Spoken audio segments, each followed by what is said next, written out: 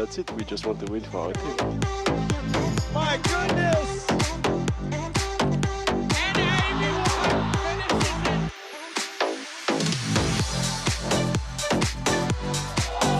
Yeah, we're just as good as the men. We're better. It's a huge point for the Bay Area. Good chance that's the #1 highlight of the week.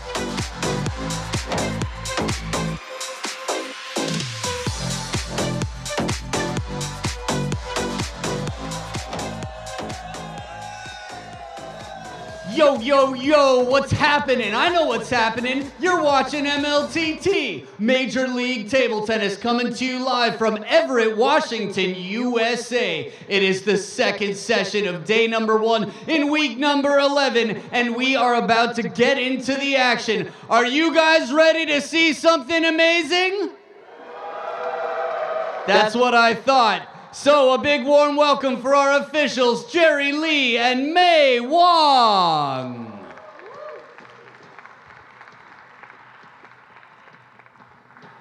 And now the first team coming in has just been moved down to 3rd place after a very fascinating first battle today. They come from Northern California with 157 points. Put your hands together for the Bay Area Blasters!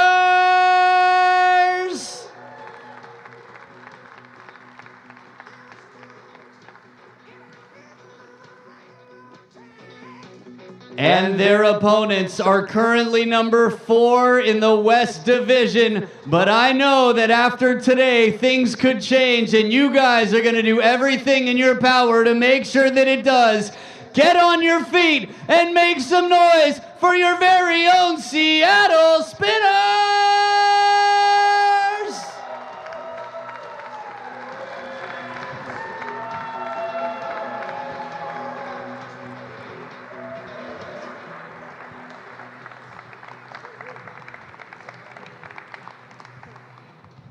Alrighty. So now that everybody is here, it is time for a special announcement. So I hand the mic to the commish, Flint Lane. Thank you, Adam, and thank you, everybody, for joining us tonight. We have a special guest. We have Everett City Council member and Washington State Representative Mary Fossey with her kids somewhere. Where are they? Hi, kids. Hi, Dad. A special thank you to the City of Everett and Snohomish County Sports Commission. The support and hospitality this weekend has been outstanding. We're looking forward to a great action this weekend, today, tomorrow, and Sunday. And with that, I'll pass it to Mary. Thank you so much. On behalf of the City of Everett, we are so happy and proud to have you all here and all of the amazing teams. Go Seattle Spinners. And I hope while you're here you get a chance to check out some of our amazing restaurants and shops and everything that we have downtown. And a huge thank you to Major League Table Tennis, and I hope that you'll consider stopping by in the future. And again, thank you so much for being here. I know a lot of players have come from far and wide, so it's a sense of pride that you chose our city to stop by, so please come again. So a warm welcome, and now we're going to have a ceremonial first serve with Mary versus the commish. Ooh, intimidation factor. Oh, and it's turned into a whole point for style and power. That's Mary's for me. She takes it over the commish. Mary with the support of hometown family here. I think that was a big factor.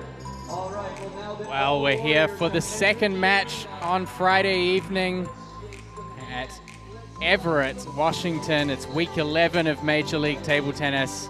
We're at the Angel of the Winds Arena here in Everett, and we're going to have this matchup tonight between the Bay Area Blasters and the Seattle Spinners.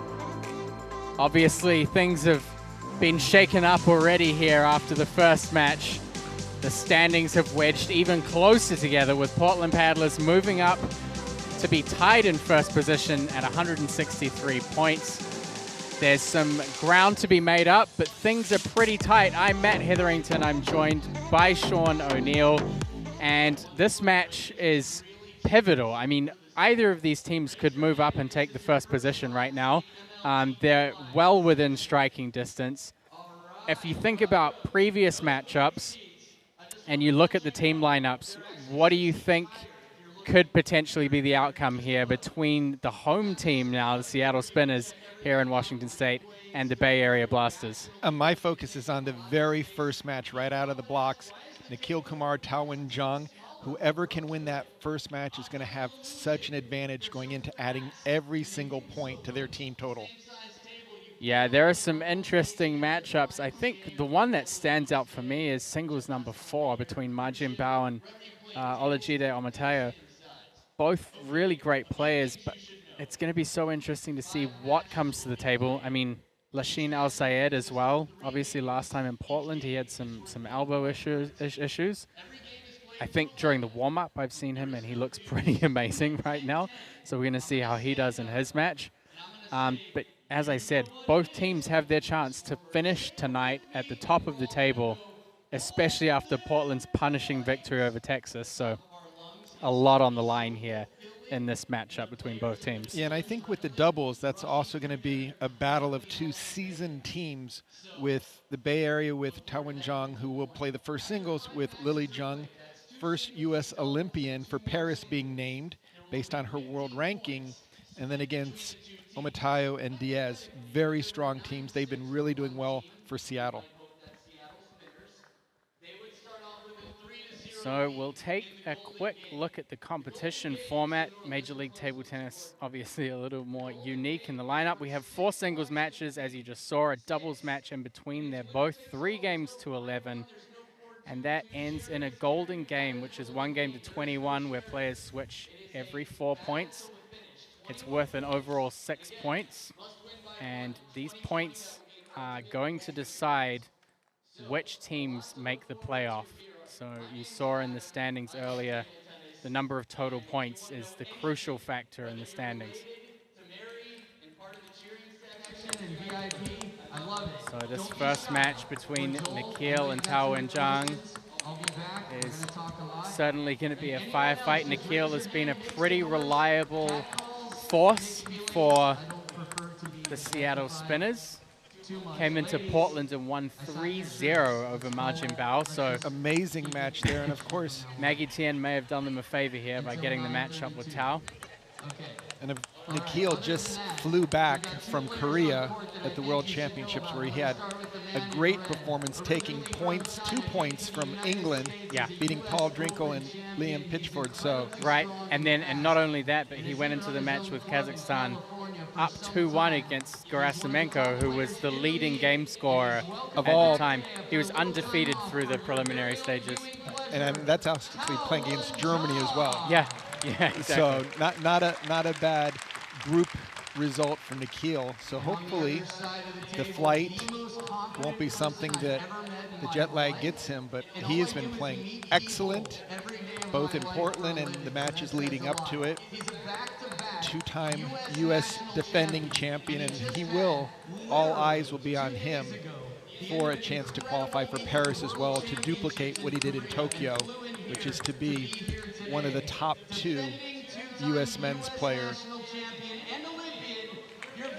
I'm sure his world ranking will show how well he played at the World Championships when they come out next week. Taowen Jung, 2014 U.S. Open. He's one of the very few players active and living in the U.S. that's been rated over 2,800. It's a solid competitor.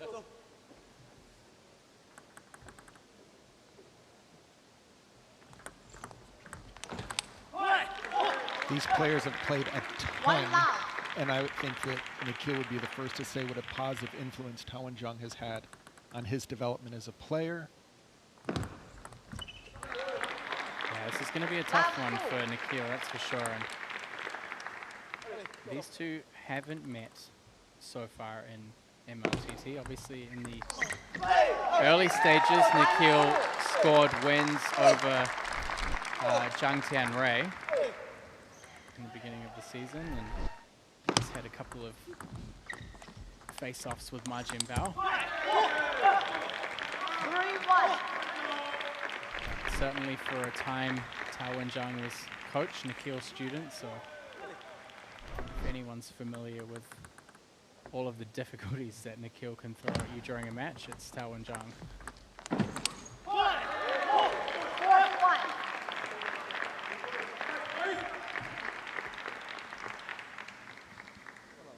We didn't see Tao and Zhang playing in Portland. I know he's had some issues with his knee, or knees, either one or both. So he's been doing some physical rehab for, I believe it's his right knee. I've been watching him in the practice sessions today, and he's looking really sharp. He's playing with Lily Zhang and just blasting the ball from the backcourt. But against Nikhil, he's going to need to be up at the table. He's not going to be able to back off and allow Nikhil to take full swings. You see here, Nikhil doing a really nice job finding the open court. And I would say, Matt, the one thing that I was so pleased with watching Nikhil play at the World Championships is him taking his backhand to the next level. In the past, he's always had a great opening, but never much of a finishing shot. We've seen it in Portland. We've seen it in Houston, going for a lot more and just basically saying, hey, I'll go for the winner. And they have been landing, and they did in Busan, South Korea at the World Championships for Team USA.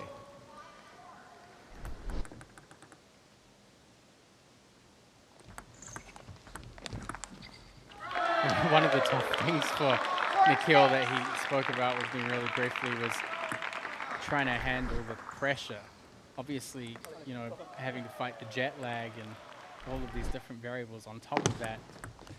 When you have such a great performance at a World Championships, your team's kind of expecting great things from you as well. So he's in that tough position to kind of lead the team again here. And really just to meet expectations. 9, 5, 6. Nikhil Kumar 25 and 20 in singles. There's that backhand, just unleashing it, no hesitation. He looked really under control as well. It wasn't like he went for broke in the earlier match tonight when we saw Nandan Naresh make some of his backhands. I didn't know if he was going to touch the ball. He was going at such a high speed.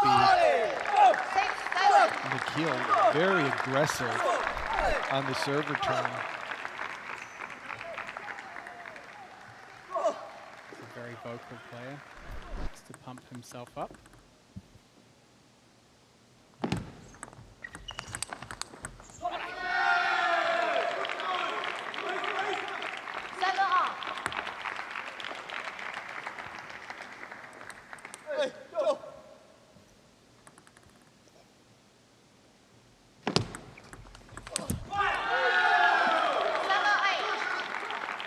Also, he has quite a strong connection with the bench as well.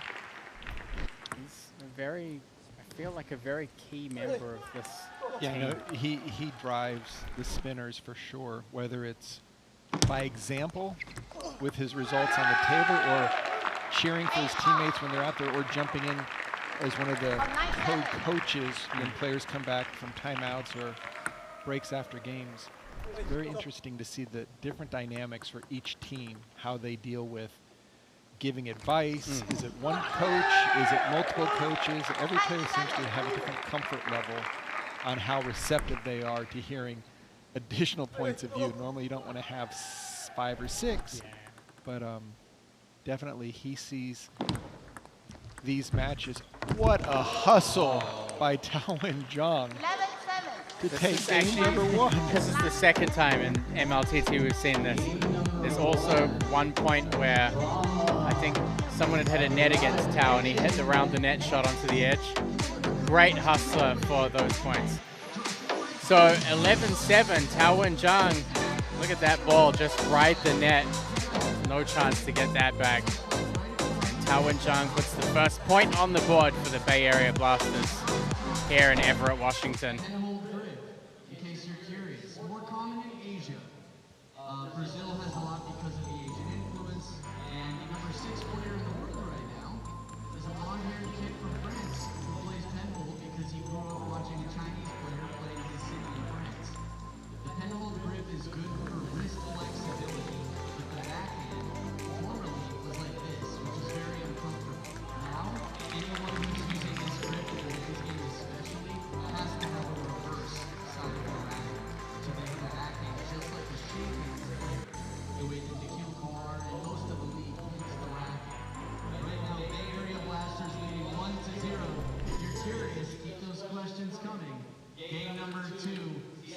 So back to the table.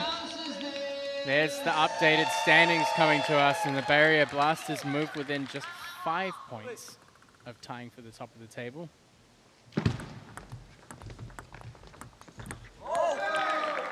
Last one.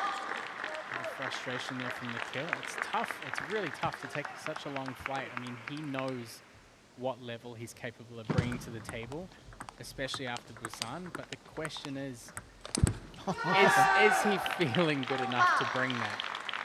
The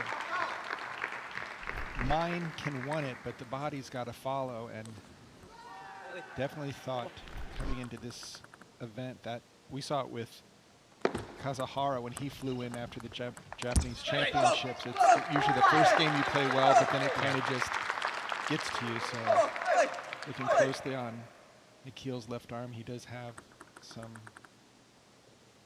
KY tape? KT? Definitely not KY. 1-3.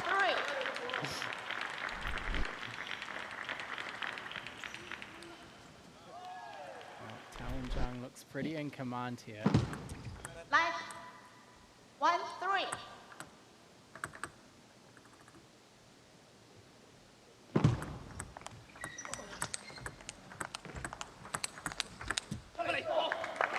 Nikhil fighting back here.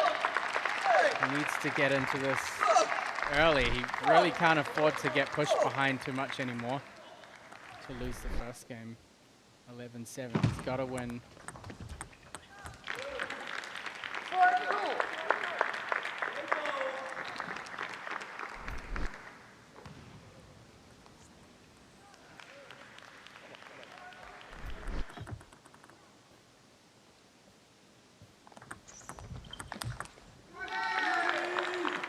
Tao's just looking a lot more aggressive out there. And really haven't seen any unforced errors from him so far either. The amount of focus. Oh, look at that backhand by Nikhil. 9-5.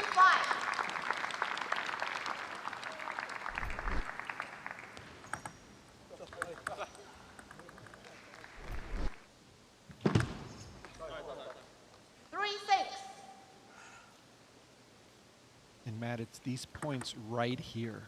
You've lost the first game. Now you're trailing by 3. You give up that second game. Now you're just hoping to stop the bleeding by taking a third, but then you're in sweep material. Look at that block. I mean, honestly, if I had to guess, I would say Tao is probably the person in Major League Table Tennis that Nikhil would least want to come up against.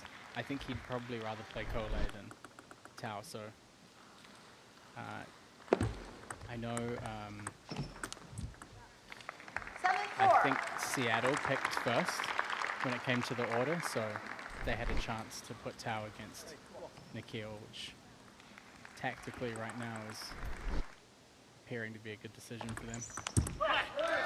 Wow, now Nikhil overplaying on the backhand.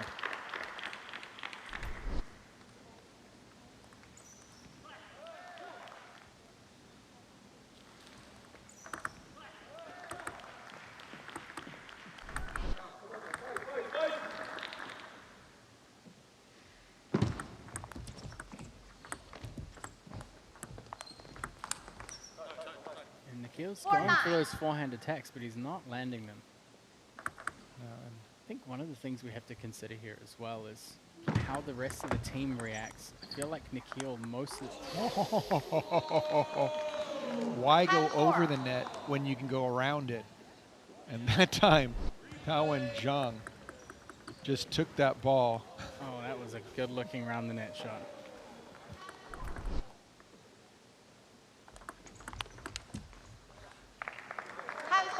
Yeah, I was saying before it's going to be interesting to see how the team reacts. They're not used to getting off to a slow start with Nikhil. He's usually been pretty reliable. Finds the forehand attack. He's clawing back some points here.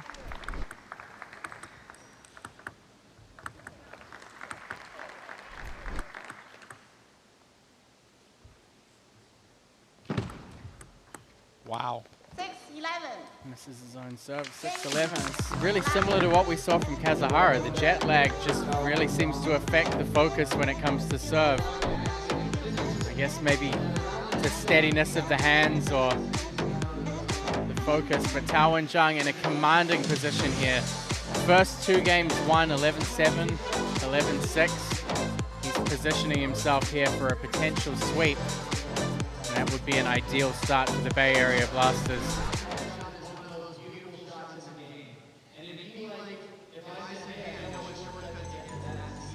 Tao Wen-Zhang back at the bench, getting some guidance from Lasheen El Sayed, very experienced player with a very long career.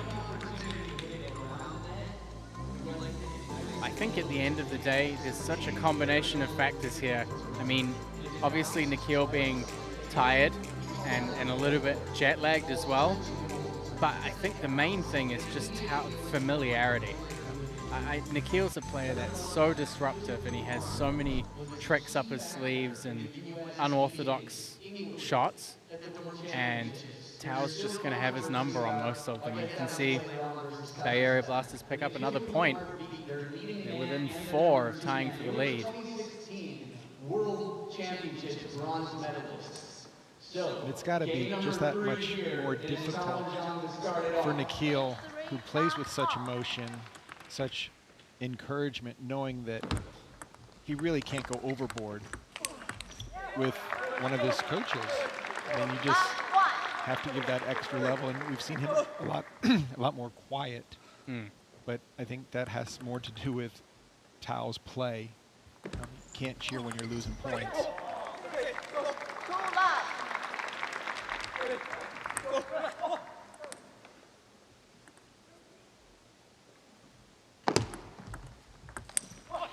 And overhits again. I think he's overhit quite a bit in some of these rallies.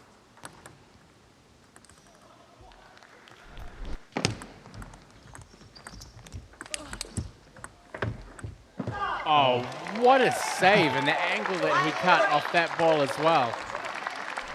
I mean, that ball just took a set of breaks. I mean, it went nowhere. To be able to step in, chop down on the ball. Amazing. And that's a very smart, soft opening after he's brought so much spin on the ball. Yeah, I think just brought it up without anything. Honestly, I think if Nikhil can get a game here, he'd probably be satisfied with how things have gone. And he's off to a big lead here, 5-1. He's switching sides in this final game between the 2 of them. Next singles coming up between Alexei Duan and Johan Hagberg. An international showdown France between versus France Sweden. and Sweden.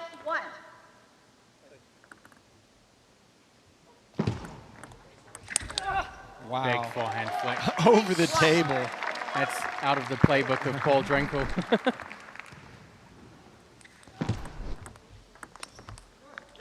And again, just slightly overplaying. And he said 2 times now, overhitting it.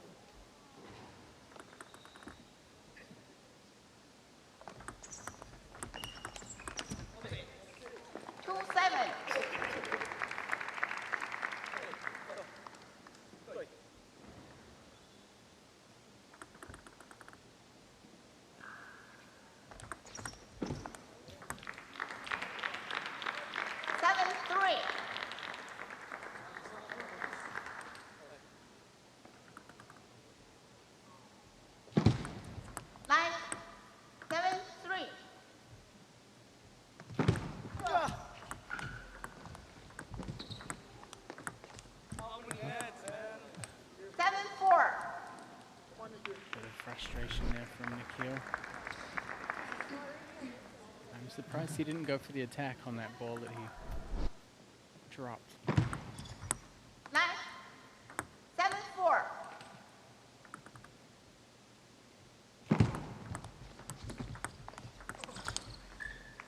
Gets the ball down the line. 4-8. 8-4 lead for Nikhil Kumar.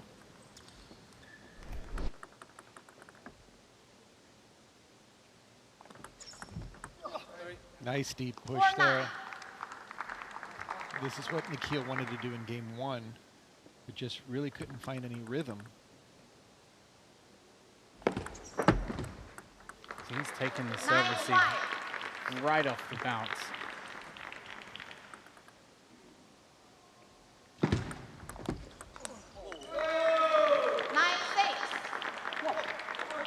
So Tao and Zhang closing that point margin down. Nikhil needs 2 points to get over the line. He's going to have the serve only down 2. Yeah, right now, Tao's not in a bad position here, especially after Nikhil got such a strong start. Wow. Another ball that went off the end of the table. Nikhil jumped directly on it, looped it off the side of the table.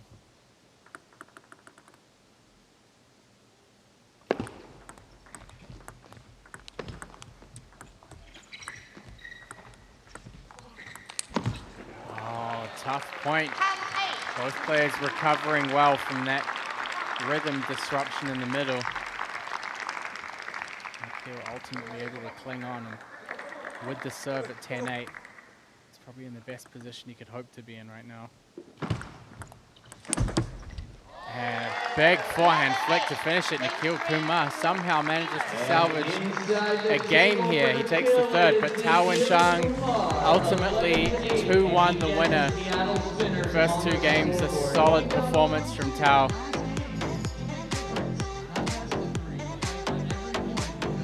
Bay Area Blasters on the board, 2 points to 1. Tao and Zhang not looking too bad out there with that knee injury. Looked pretty aggressive for most of the match.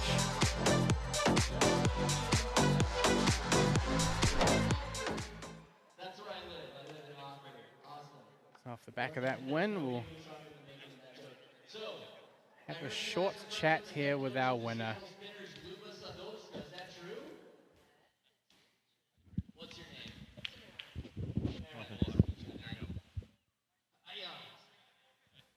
Well, Tao, well done on that first opening match against Nikhil. Obviously, there's a lot of different areas we could discuss for this match, but first of all, you've had some problems with your knee recently. You weren't in Portland. How's the recovery been going? I know I've seen you doing some physical rehab for it. Yeah, so before US Open, I prepare US Open, and then I think it's too much training. And after training, I back to home, I feel a little bit pain. And after next day, so I kind of work. Yeah, I do a lot of physical therapy, and it's a little bit lucky I can make it this time. Yeah.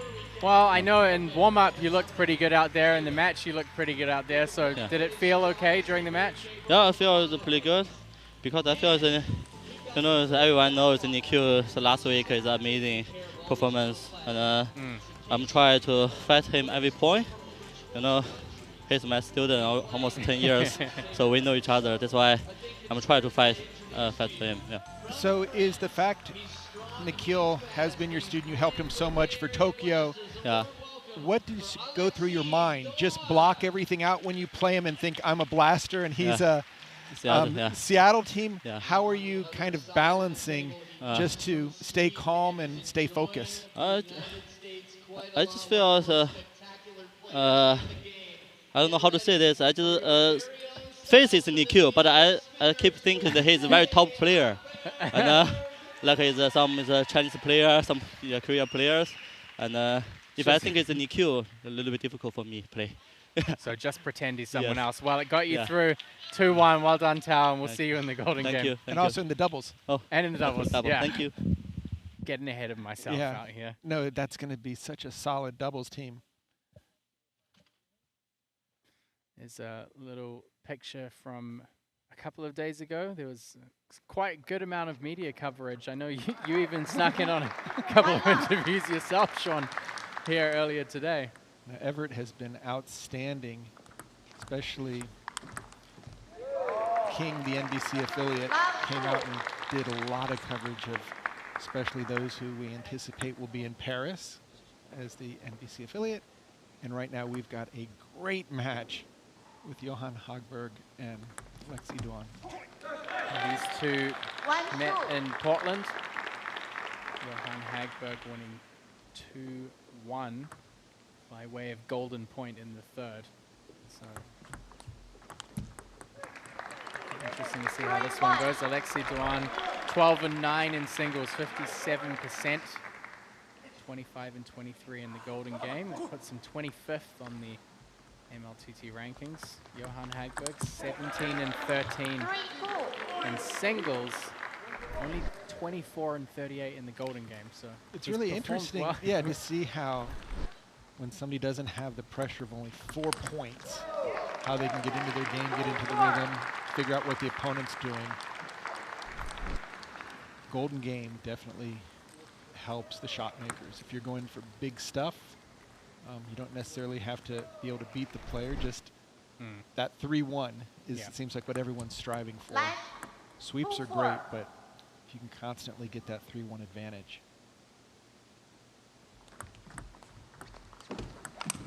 And we're going to see a lot of that. Johan looped himself out of his leg brace there.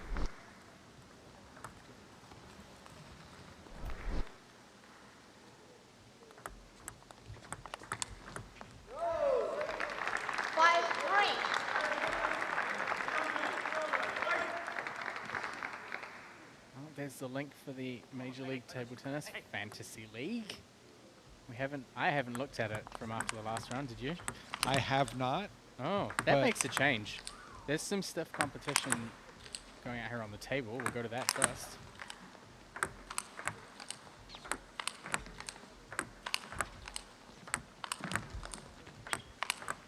Oh my goodness. That's a crowd pleaser. Mr. Hagberg with a strong forehand out to the wide forehand. No chance that Alexi Duan can run that one down. Yeah, I think Hagberg, one of his biggest strengths is that inside-out forehand. For a left-hander, it's tough to play against for a righty. I almost thought we were going to see the exact same thing with Hagberg lobbing. A bit of roll reversal.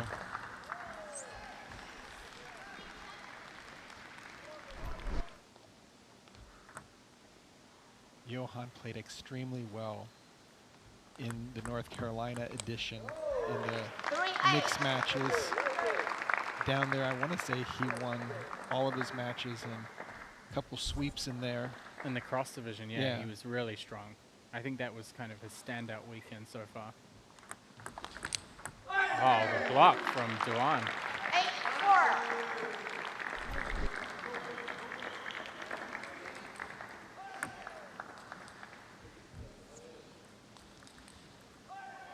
I love when Johan has a great shot against him. He's always giving credit to the opponent. 9-4.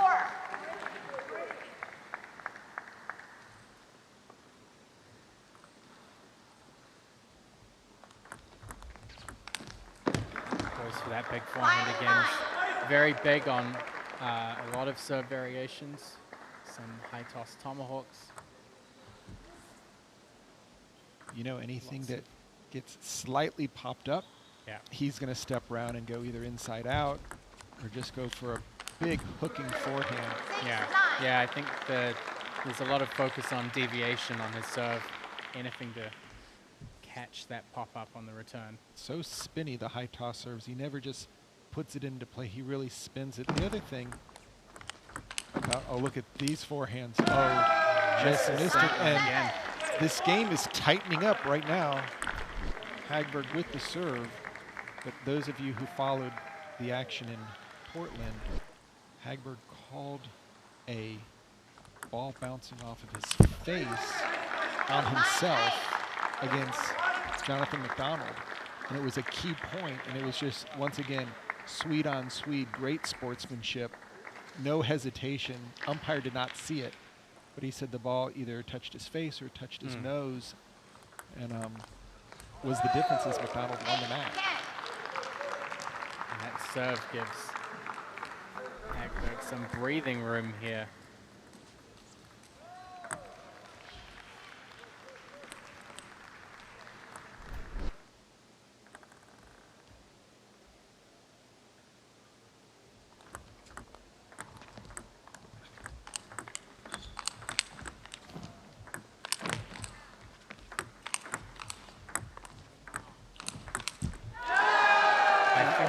the middle of that, Hagberg kind of almost pulled back on the first shot. Just both players, backcourt, front court. Duan feeling very comfortable to counterattack.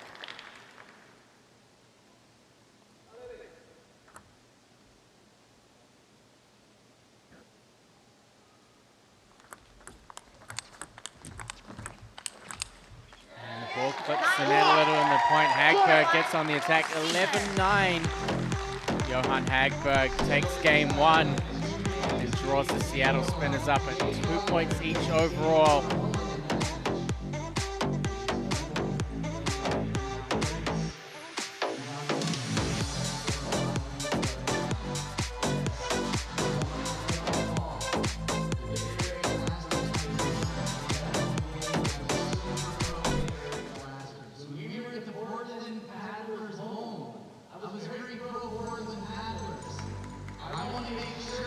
Johan Hagberg back to the bench. A pretty solid performance from him to start. A couple of missed opportunities, particularly forehand down the line. But generally looked to be the more aggressive of the two players. I'm really surprised with Alexei Duan off the table. He's not giving up or trying anything crazy. He's just working his way back into the points, and it seems like almost to the point where Hagberg is afraid to overdo it. Could be the depth of the returns, but we know he's got a lot of firepower. Or that he's a sucker for an exhibition point that's going to land on social media. Well, we know #1 goal is to get to the interview. Exactly. So he's already got his first few sentences predetermined.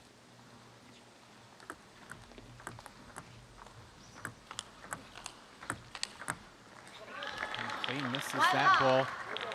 Duan definitely more comfortable when he's back from the table. If both players back off, then I think Duan might have the upper hand. Oh, that wide angle to the forehand. That's tough against the left-hander. That's generally going to be the open court every time. I guess you would have felt that during your playing career. Yeah, stand and watch. Yeah. The nice thing is as a lefty, you have the same angle out to a righty's wide forehand, so it's never fun. Never feels that way though. Yeah, I mean, Duan, if he can play those wide forehand angles, anything just to give, I guess it takes a little bit of time away where you have to guess if you have the opportunity to step around. And once you start doubting whether the ball's coming to your backhand, it just buys you a little bit of extra time. Definitely scary to go out to Hagberg's forehand initially, because you know he can hook it or take it. Whoa, that was a double whammer. Nice deep push, which could have caught the edge of his racket, but then he followed up with an even faster loop off the bounce. It was, again, you can see the underspin on that ball. Duan loops it. Hagberg just sends it into the body. Those balls are so spinny.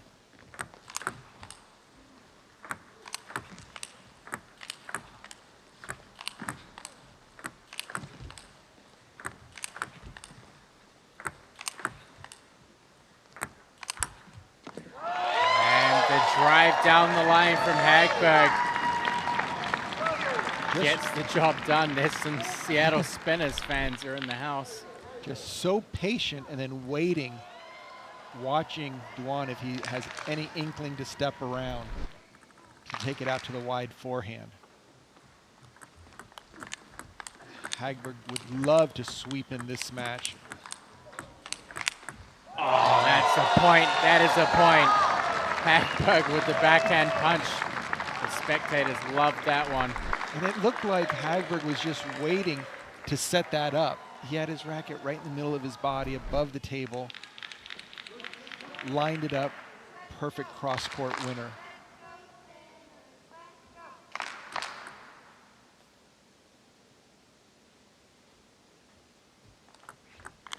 Oh, risky play there against that half long.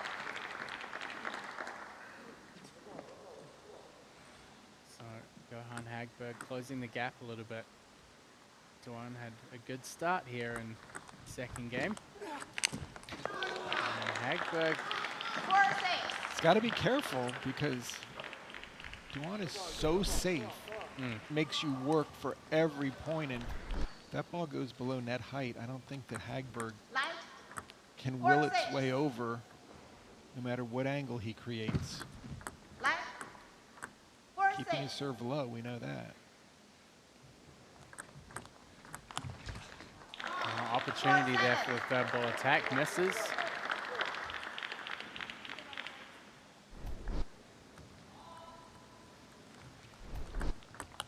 Oh, look at that backhand over the table by Alexei Duan. I think the speed from his backhand has been a pretty significant factor here in the second game.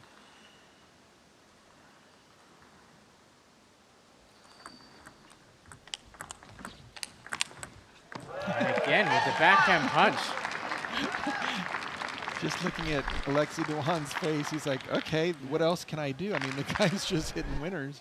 And now Jay's smiling himself, which is a good sign. He's been a little reserved so far this match.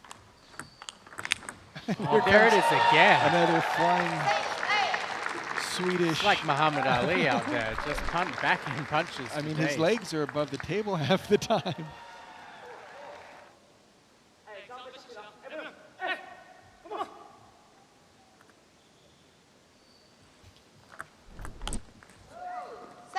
And we're 1 point from Hagberg tying up this second game after trailing big time. Timeout called by Bay Area Blasters coach Maggie. Here comes the timeout. Bay Area Blasters, Maggie Tien bringing Alexei Duan back to the bench. Jumping out of the water like a dolphin. Okay, yeah, when you look, you need to make the placement. Not only here, he was ready, right? That's okay. It's a fish, you know. That's okay. He just play like this style. Don't be surprised. It's okay, one by one.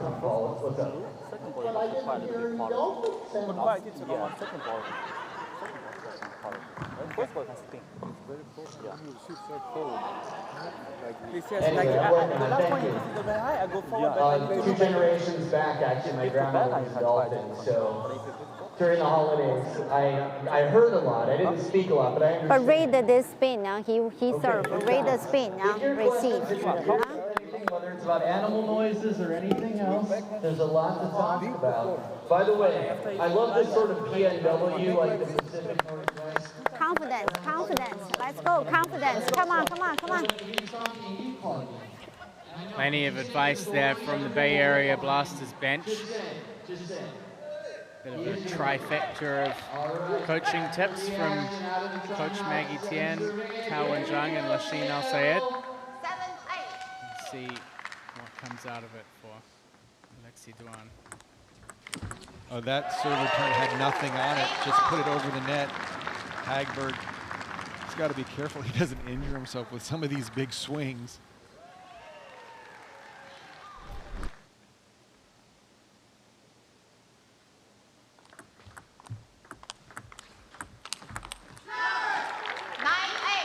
Looked like once again he was setting up a big blocking winner.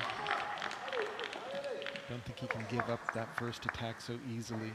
That serve comes off the end of the table.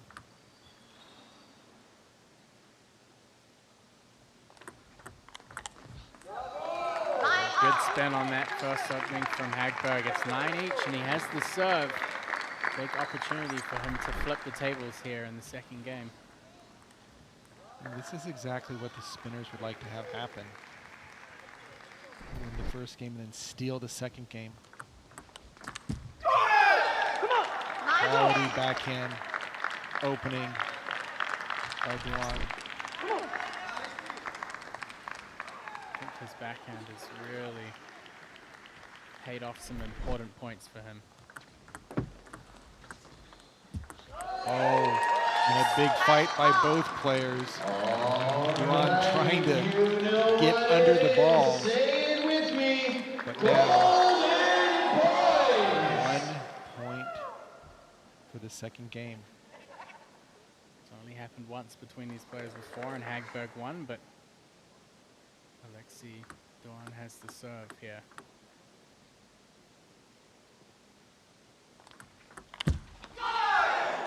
Risky play there from Hagberg. Very risky. Duan picks up the point, ties things up at 1 game each.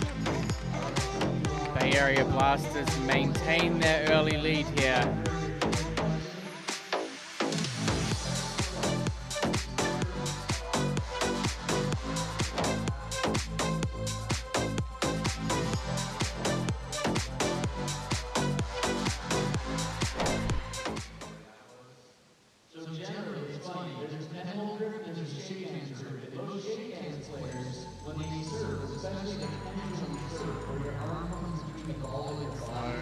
Very tight match between these two players so far.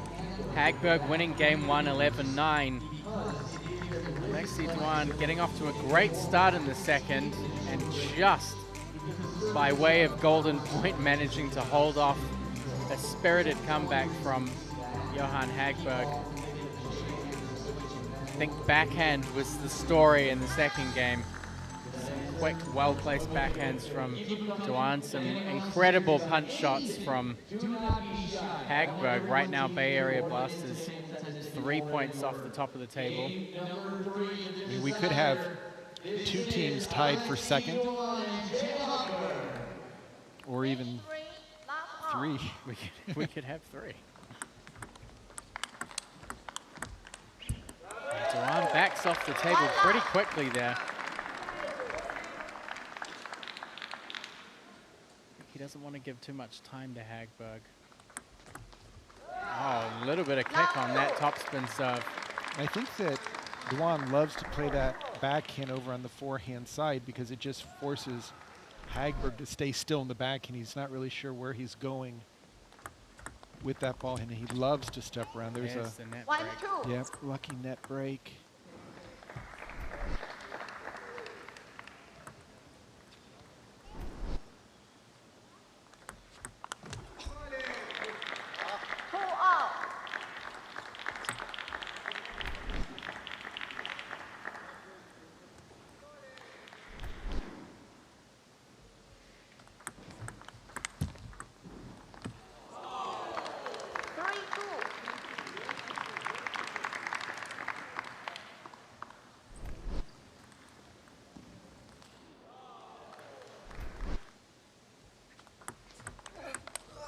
And that's where the backhand really forces Hagberg to make a big decision whether he's going to step around or just keep it in play.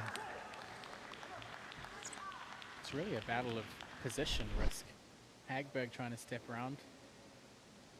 Alexei always trying to come across quite far on the forehand with some of the backhand flicks. 3-4.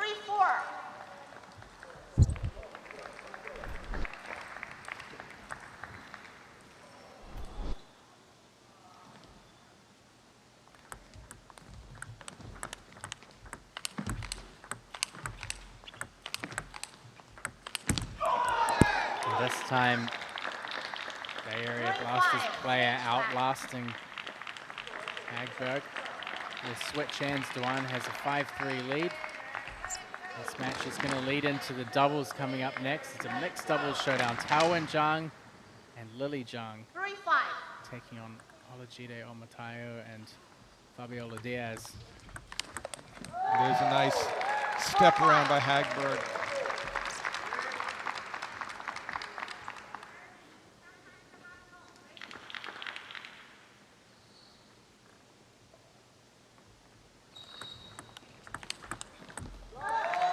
Much cleaner step around. I think honestly for Hagberg, it's about kind of tempering things down a little bit. Yeah, just quieting things and just taking one shot at a time and not going for too much, because we've seen him overplay on some of these serves where it's like... I think it's the half-long ones. He really, really goes for broke on the half-long serves.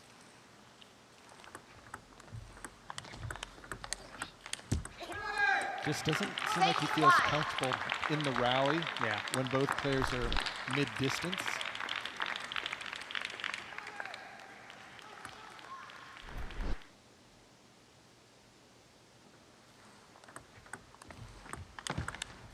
That time just a safe serve return, but very attackable. Lexi Duan does a nice job of placement, quality. Hagberg just wants to take a big swing. He's got to realize he's got to get 11 to get over for the interview. I mean, that's end game. Yeah, that's going to make him the most upset after this team match. A little bit tense on that. Those are tough shots to play. The forehand against that ball that kind of drops over the side of the table. You can see Hagberg stepping around already.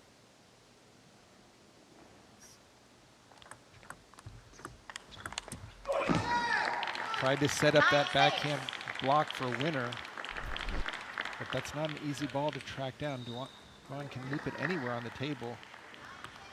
Seeing the backhand ready to go.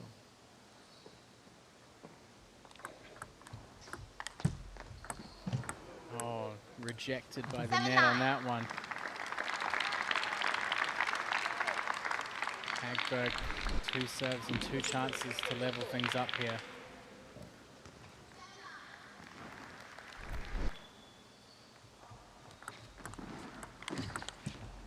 And he got away with a good attack there. Lexi Duan had a chance to block that down the line a little early on the shot.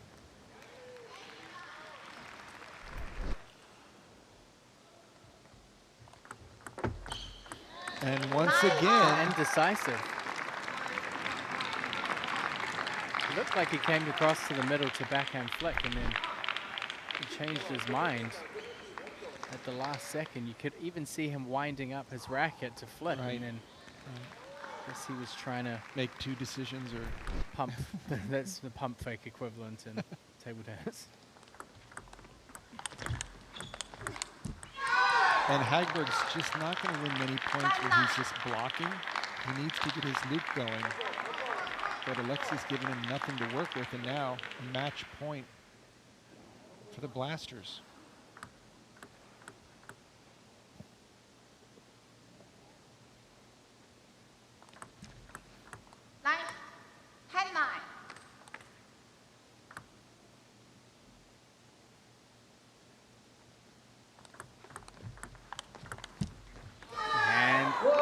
Net it goes out. Alexei Duan wins 2 games to 1 by incredibly close margins. He takes both of his games 11-9. Oh, I was wrong. 2 of the games were 11-9. The first one going to Hagberg. Alexei Duan winning 11-10, 11-9.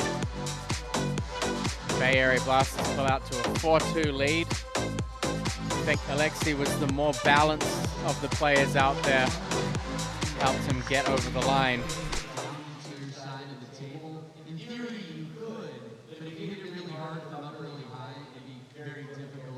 So before we go into the doubles, we'll have a little post-match interview here with Alexei. Alexei, great job on that win. It was really won by the tightest of margins. Obviously, last time you played him, he got the upper hand by 1 point. So it must feel pretty satisfying for you to come out here in Everett and get some revenge. Yeah, totally. Since last time, I made so many times nightmare of this match. I was leading 10-7. He did incredible points with the counter spin. So I analyzed that match, and I'm really happy. I wanted to take my revenge.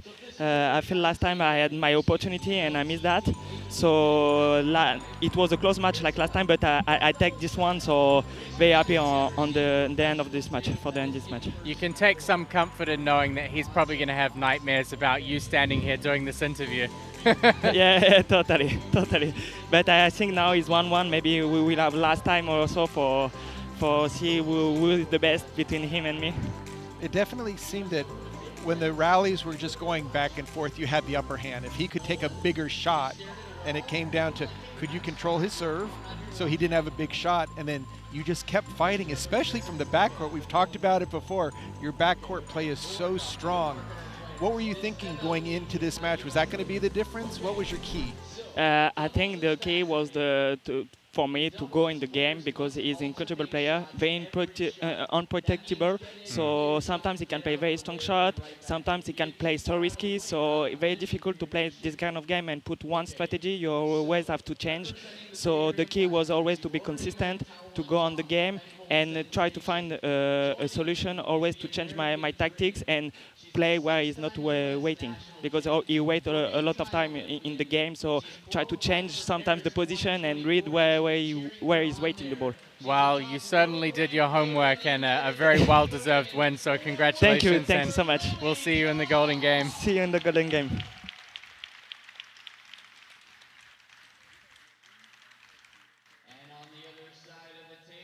So Taowen Zhang pairing up with Lily Zhang for the Bay Area Blasters, taking on a mainstay doubles pairing for the Seattle Spinners, Fabiola Diaz and Olajide Omatayo. And of course, Lily Zhang has qualified for her 4th Olympic Games.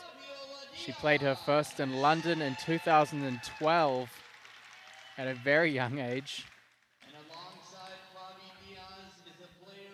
And yeah, on world ranking, it's just been confirmed pretty recently that she has qualified, and that's really on the back of her win of the WTT feeder event in Manchester. It was almost her last opportunity to pull ahead of Amy, who was in that position after some strong Pan Am results. So it's great to see that not only we have this caliber of women's player in MLTT, but you know, for the US to have such strong women representing the country. And I know they've already qualified the team. So. Yeah, no, the achievement amazing with the Pan Am Championships, doing so well down there, and MLTT has really showcased the best women's players in the US. And right now we've got a very strong team from the Bay Area Blasters with Taowen Zhang and Lily, but Seattle has always pinned their hopes on this team of Fabi Diaz and Omatayo. Just very strong combination with the pips of Diaz and Omatayo covering the whole table with his forehand. So in Portland, it was Seattle that won 17-4 over the Bay Area Blasters. The doubles was the only match that they were able to win, and it was Ma Junbao and Lily Zhang. They won 2-1 against Fabiola and Olajide, but it was 11-10, 11-9, 9-11. So again, crazy close matches between a lot of the combinations between these two teams. It really seems that Omatayo, it's on his racket. He's going to make some big shots. He's going to run over the whole court. Diaz mixes it up, uses her backhand, kind of just stays up in your face, where Omatayo covers so much distance, big shots, especially from the forehand side. 3-4. Constant pressure from the spinners. You just never know where their attacks are coming from. But I will say the Blasters, just solid doubles experience. No poor positioning, no overplays. Just set up the partner at every opportunity.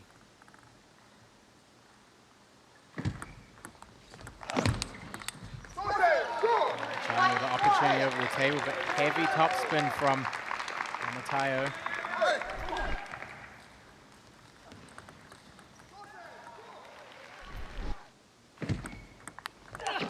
And that's a great backhand by Diaz. Able to get her first attack in off the serve return. Her serves have been very effective, especially when she's serving to the female player. She can serve it deep and let her partner counterattack.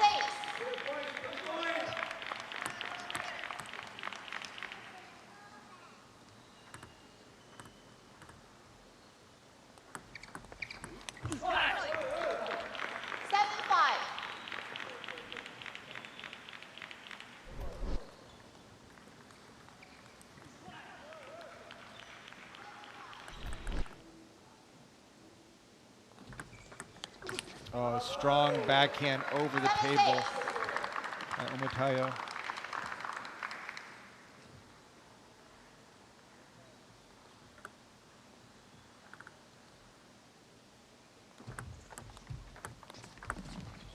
Nice forehand flip by Lily. There's a lot of experience out there on the table, of course. Lily going into her 4th Olympics, but Olajide Omotayo also having represented Nigeria at the Olympic Games. He's African Games champion not too long ago.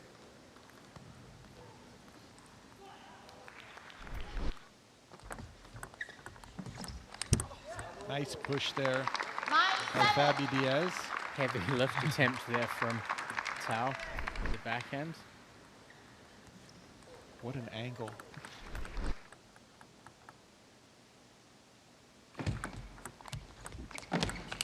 And there's the forehand of Omotayo. So when Diaz loads it up, forces the male player to spin the ball up, yeah, you know that Omotayo is going to reloop. And it's going to the female player when we do have a mixed doubles matchup. Oh, Lily what a follow-up. Jung with a great backhand. Just delivering a strong play to the open court. That's the difference between Jide taking the offensive and playing that backhand up the middle of the table. And that's not the serve you want to do on game point. Fabiola looking kind of in disbelief over that missed serve. Just missed the edge of the table.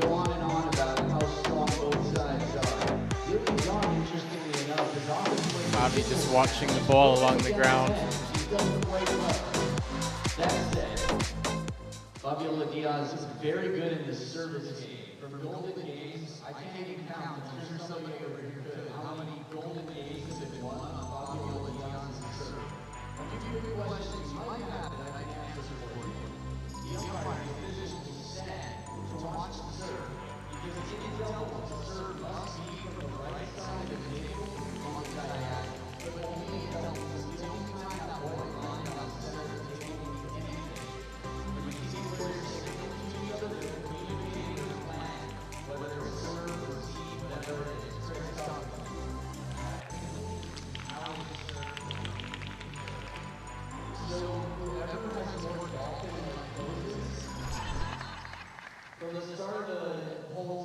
So we come back here to the table. The Bay Area Blast is just 1 point off tying up that position at the top of the table, currently occupied by the Texas Smash and the Portland Paddlers.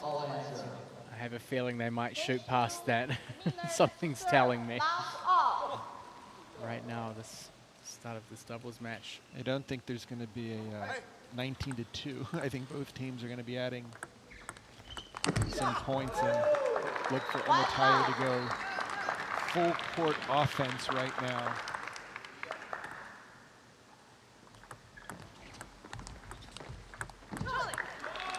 Tyron Jung's going to adjust his shot making a little bit. Probably play with a little bit more spin, I think, against Fabiola with her hips backhand. And this is where Lily's play against the Pips is going to make a big difference. If she can just keep the spin going, give Cal something to work with. From the Pips, I should say.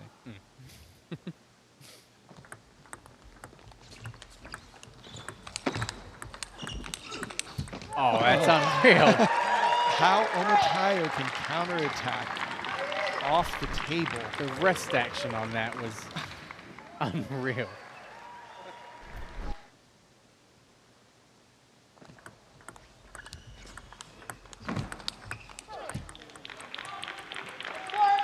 Tao's backhand, it just continually blows me away how much power he gets. So smooth, great placement, very compact.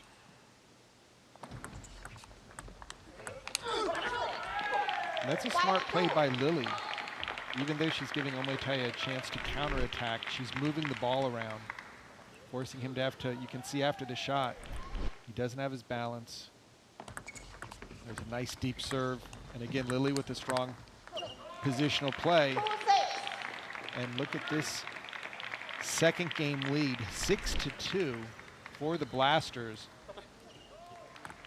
This is actually only Lily's second appearance in doubles. The last time in Portland was her first time playing in the doubles match. Now they've had a chance to put her into a number of singles. Yeah, and she's performed really well. She's 8-10 in singles, and all of her singles matches come up against male players, and she has played McDonald, pretty and impressively. Hagberg. McDonald, Hagberg, she lost 1-2, I think, and then Rabate, she won 2-1. Yep. So definitely had some strong performances against the male players. Probably one of my favorite parts of the intros and post-match interview of that. Of, you know, we're just as good as the men. Maybe we're better. Right now, 10-2. Just a complete dominating.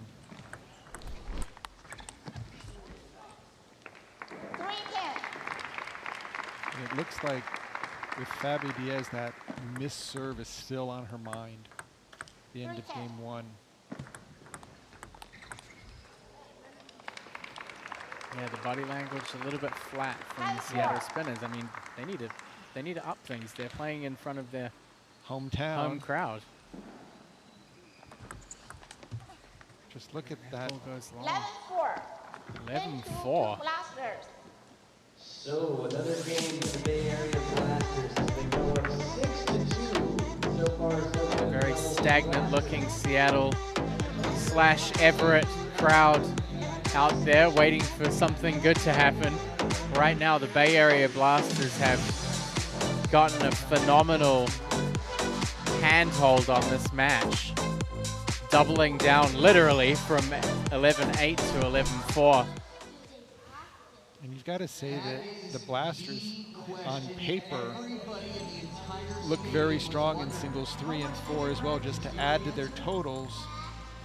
Yeah, I mean, Al Sayed against Paul Chi. I mean, Al Sayed's looking amazing out there in the warm-ups, and I think the last one could go either way, but just if you look back at singles records for Ma Jianbao when it comes to MLTT, he hasn't really stepped up yet. WTT, US Open, the man's absolutely on fire, but I don't know if we've seen that player show up to Major League yet. And there it is. This might be the first and last time we see it. Texas Smash, Bay Area Blasters, Portland Paddlers, 163, a three-way tie for the pole position here. The only way that would stay the same if Seattle wins everything else from here on out. Pretty tough ask.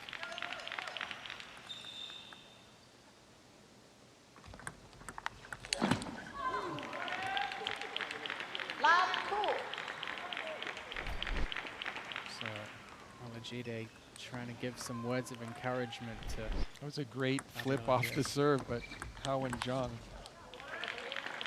You just see the teamwork of the Blasters. Score doesn't do anything. They just keep focused and keep going forward. The Spinners are kind of just off in their own world, trying to figure out how to get things going. That gets them on the board.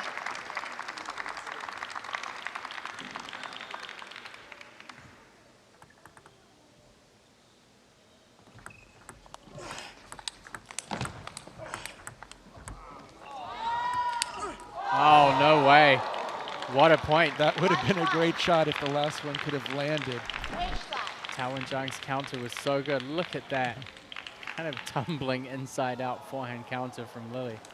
And Fabiola retrieved it really well as well. There was that opportunity to finish. He changed direction. 1-5. We've seen him make that shot a number of times, but very difficult to pull off. As I mentioned earlier, next up for the singles, I'll say it, Lachine from Egypt against Paul Chi, down from Canada for this matchup. Seattle Spinners. Good forehand loop off of a serve that went off the end of the table. Blasters just completely dominating this mixed doubles match. 8-1. Just no answer.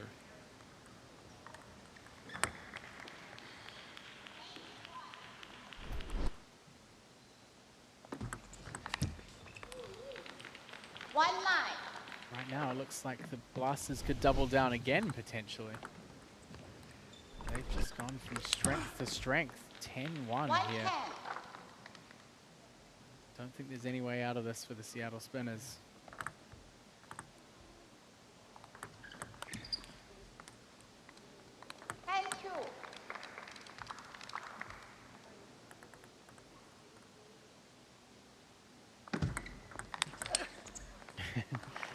Hey, that's a forehand flick winner against the serve.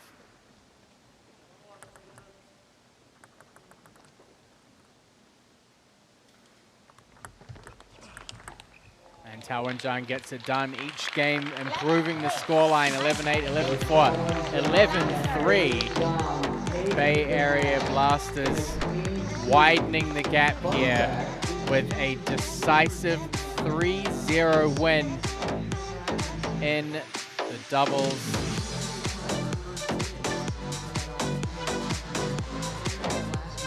That's going to give them a 7-2 lead overall. So far they've come out on top in all 3 matches. A happy Maggie Tien there on the bench. And of course, we have to have our post-match interview with Lily. I'm going to delve a little bit outside of the MLTT sphere here. Lily, well done on a very decisive doubles performance. I'd be amiss to not start by saying congratulations on qualifying for your 4th Olympic Games. Thank you. I know it's crazy. I mean, it's not actually official yet, so I'll celebrate on March 1st when the news comes out. I think USATT confirmed it already. Oh, they actually it did? was in the news, so yeah. So Okay. just in case you didn't know, well done. Thank you. I guess this is a great way of finding out. I want to go kind of away from MLTT a little bit here, just to, because you know this is such an important thing for you to discuss as well. Obviously, the road to getting to that qualification was really tough. It ended with you winning the WTT event in Manchester. Yeah. How did you feel after winning that event? I mean, first of all, you've been in 4 WTT feeder finals before. It was the first one that you'd won. I mean, it must have meant so much for you for a number of different reasons. Yeah, I mean, it really meant, like, the world, especially, like you said, me being in 4 finals and losing every time in the finals, and it also being pretty much my Olympic qualification. So it was literally just a dream come true. I remember the night before the semifinals, I got like 3 hours of sleep because I was so nervous. I kept dreaming like either I would lose horribly or I would win. Right, because you had to make the final at least, right? Exactly, yeah. You know, it also seemed I was watching the finals, the amount of fight and the sense of relief just throughout the match. I was like thinking that emotional roller coaster where she would get a lead, then you would come back. How great of a feeling was it going to bed the next night, knowing that you had actually accomplished Best the goal? sleep in history. I slept like a baby that night with my sleep deprivation from the night before and like a great win to cap it off. It was just, you know, an incredible feeling, and I'm so, so happy. And you guys obviously played really well out there. You haven't played in too many doubles matches in WTT. I think Portland was your first one with Marjin Bao. You must feel just a lot lighter knowing that all of this pressure is gone. Did it feel better for you to be playing out there? Did you feel more confident, more relaxed? Yeah, I mean, I told you, Matt, before the match, it feels like, you know, 10,000 pounds off my shoulders. So, you know, playing here today, I can finally really enjoy the game and not have any sort of, like, thoughts regarding Olympic trials in my mind. Well, congratulations, not just on that match, but on the Olympic qualification. Thank you. We'll see you back in the Golden Game. For sure. Thank you. An impressive doubles showing on the back of a very impressive feat. 4 Olympic Games. Well, right now, the name of the game for MLTT is getting points for your team, and with that sweep, yeah, I mean, nothing could have helped the Blasters more than to create some space. She's obviously going to go into the Golden Game thinking that, you know what, got to get those 6 points. Yeah. They didn't have the success that they wanted back in Portland, but right now things are looking very good. I'm very interested to see how Al-Sayed Lasheen is able to come out this very critical match here. Paul Chi hasn't had too many appearances for the Seattle Spinners. Of course, he played in the cross division and had some nosebleed problems, which affected him quite a lot. So he's had a pretty tough run so far in MLTT. We'll see what he can do out here. Of course, everything MLTT related you can find on MLTT.com. Literally covers everything and anything you could want to find about. And especially like right now the draft. I mean, that's still open, and it is. There's some, yeah, I'm sure, amazing players that now that season 1 is upon us, would love to get over here in the U.S. for season 2. So watch there for announcements as well as links to all the social media postings, highlights, merch, links to the fantasy game, everything.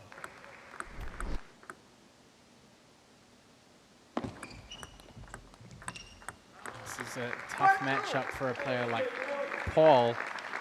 I mean, you look at Lasheen's career, and he's played in numerous leagues around the world, across multiple continents. I don't even want to guess how many times he's represented Egypt in international competition.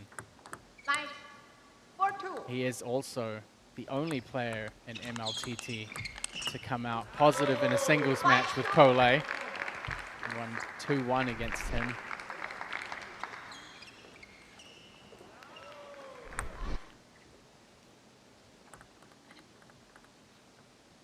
Lasheen Al-Sayed. Yeah, if you're looking at his Wikipedia page, there's a couple of medals there. 9 African Championships gold medals. I mean, that's just all in teams and doubles, and double the number of medals total. 4-time silver medalist in the African Championships, 3-time gold medalist in the African Games.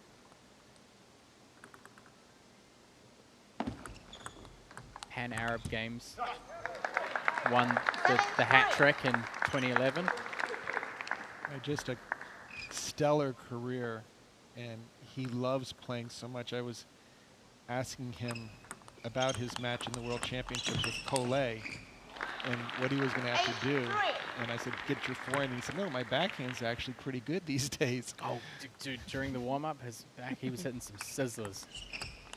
Even his teammates. Oh, that's wow. a nice. Speaking of sizzling backhands, a nice opening by Lasheen, and then Paul just takes it right down the line. Lasheen's also a 3-time Olympian. Just an outstanding player. You know, when I think about Lasheen, I recently did some interviews with Tiago Monteiro, and I feel like the two of them are kind of mirroring in different regions. Just amazing careers. They're still out there. They still want to compete. And they're still solid players. Yeah, it's not like really their solid. games have dropped off even in the twilight of their career. Yeah. And Lasheen was able to, for the Portland matchup, come early and train with the paddlers. And what a treat to have him at Paddle Palace and showing his skill level and dealing with the media, helping G-Way and the other players on the paddlers improve, because that's just who he is. He wants to see the game grow. He's thrilled to be in the United States, helping the Blasters. So good pick by Maggie to get him on the team. Yeah, he'll be looking for a bounce back this weekend. He had some, I think, tendon problems with his elbow in Portland, so struggled with the matches there, but As I said, he looked pretty solid out there in the warm-ups. Paul with another great backhand down the line. That seems to be his go-to offense. Just great adjustment there. He just, the chop block first and then he's using the pace of Machine, redirecting. Now within 2 points. But oh, what a shot to finish it. The first game goes to the Egyptian for the Bay Area Blasters. Solid start there.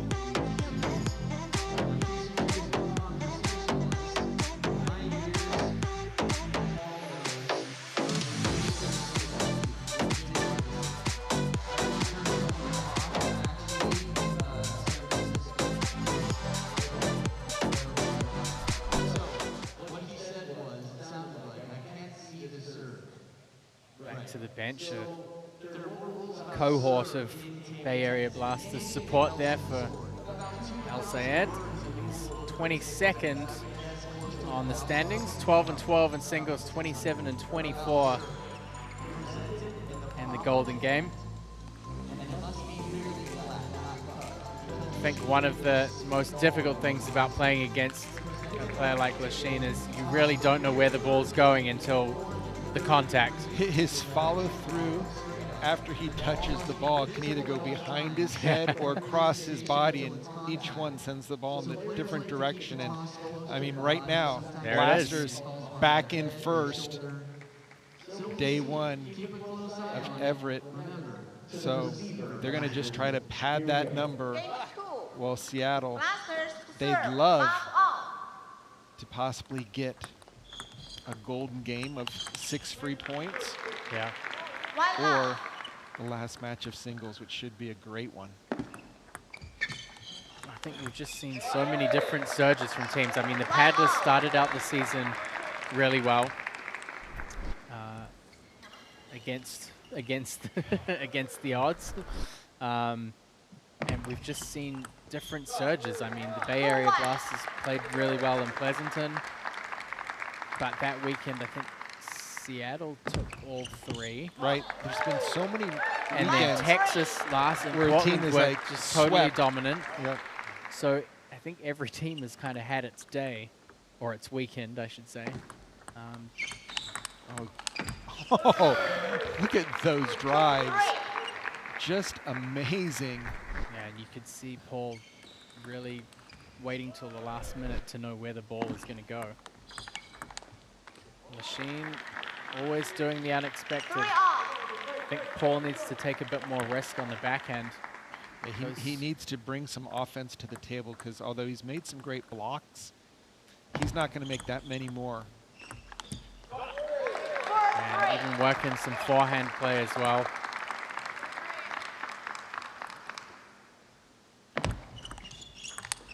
Oh, it was a great serve and setup. You would have loved to see him step around and play a forehand on that. Yeah, it seemed like he had enough time, but he was committed to the backhand.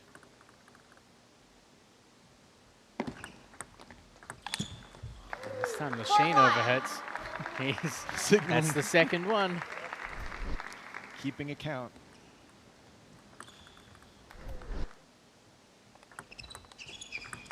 And look at that. I mean, it's like eyes on the side of your head to be able to step around and see that the forehand is still open.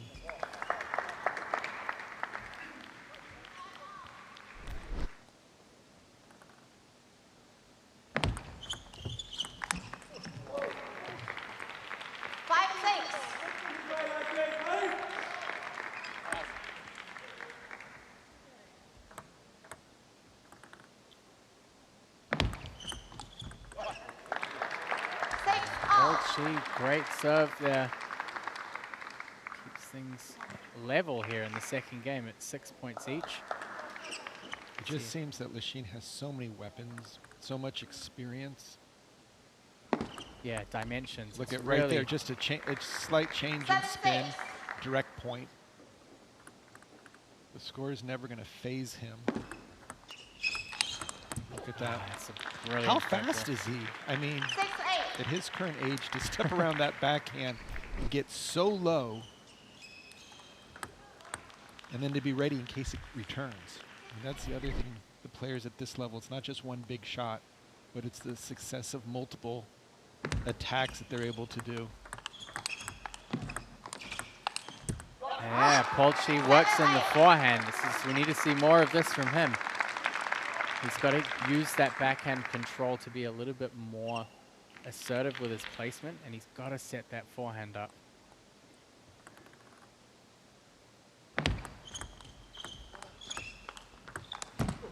He gets the first forehand in, second one a little off balance. And Lachine, when he's re-spinning the ball, you're just really never sure how much side spin is still on the ball or which direction it's going, so not easy to counterattack.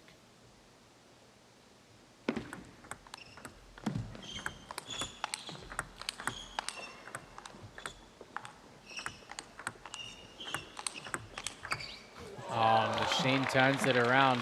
He knew where that ball was coming. Just a great job of, again, stepping around, waiting, hitting the winner. 9, 10, 7.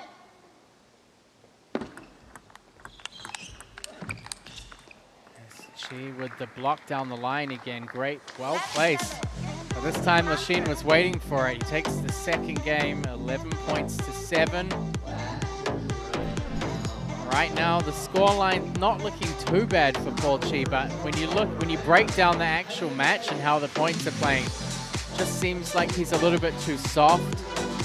I think Lachine's giving him a lot of trouble with the spin. I mean, as you said, the counter loops that he's coming back in with have quite a kick on them.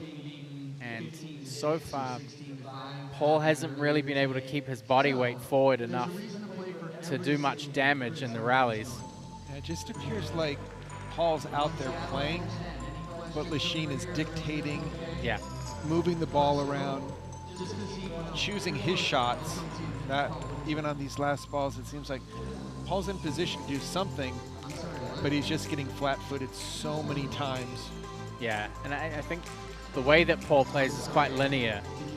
It's a little bit linear, and it's technical, but it stays within one kind of dimension. Whereas when you put a player like Lachine up against him who has so much variation, there are so many different angles that he can come at that from, with different variations, different spins, different directions, fades, hooks. It makes things very challenging for Paul Chi. And again, just put on the back foot. Started kind of toe-to-toe in the backhand counter situation, but don't feel enough intent from Paul. Yeah, I mean, that's a better play that he did right there. At least he stepped around and played a ball down the line versus just literally aiming at Lachine's racket. And then thinking that he's going to get the ball through him. Lachine just has too much touch, and he has so many angles to go with. He moves absolutely amazing for his age, but he's been doing it for 20, 30 years at this level. 9, 2, 1. I mean, that ball just barely missed, but he had the full table down the line at his disposal.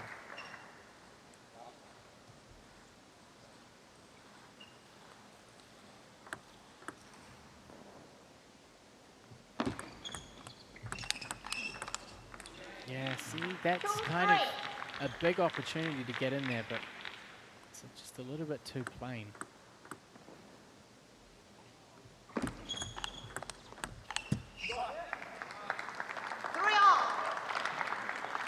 I think it would only take a little bit more aggressiveness from Paul to really make a big difference. If he could force shots instead of just playing balls on which side of the table they are. I mean, that's what you see Lachine doing. It's like after he makes one good loop, he's always moving, always ready to keep the attack going. Paul is just intensity. Yeah, he's just keeping it kind of in play, but not really many penetrating shots or taking the forehand away from Lachine once he makes the first attack.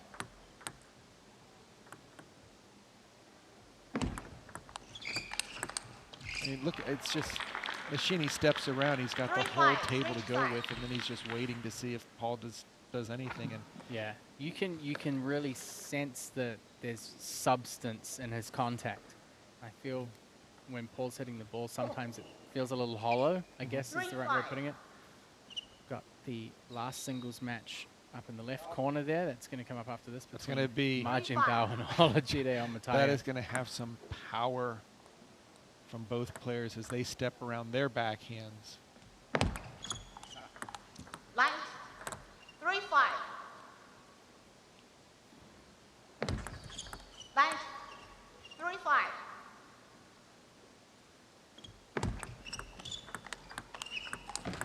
That's There's much a better counter. there. Yep. Well timed. Jammed into the backhand side.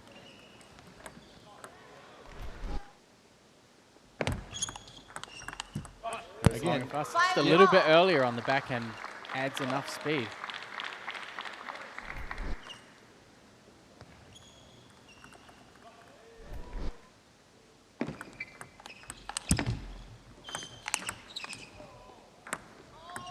Oh, Paul Chi with the drop. Nice drop shot. This time Lachine didn't have faith in his fast footwork. And he put a little bit of put the backspin brakes on it, so the ball wasn't going to come out off the end of the table. 5-6. But the heavy lifting has been by El Sayed Lachine. He's taking his time. Oh, hello. Look at that backhand. That Paul Chi down the line. A little shift in confidence. Seattle would love to. Body language is much better. A lot better. Seattle would love to take a game to finish off this and stop a sweep.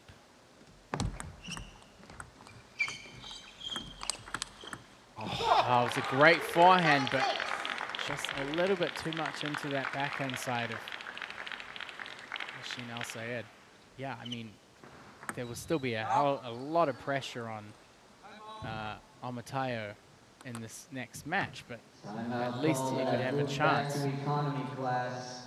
You're going to hand over to the spinners here. Playing a little bit differently. 2 2 points by changing it. Very, Actually going back wide to his forehand. After the first backhand, wide to the forehand. You got 2 or 3 points right there.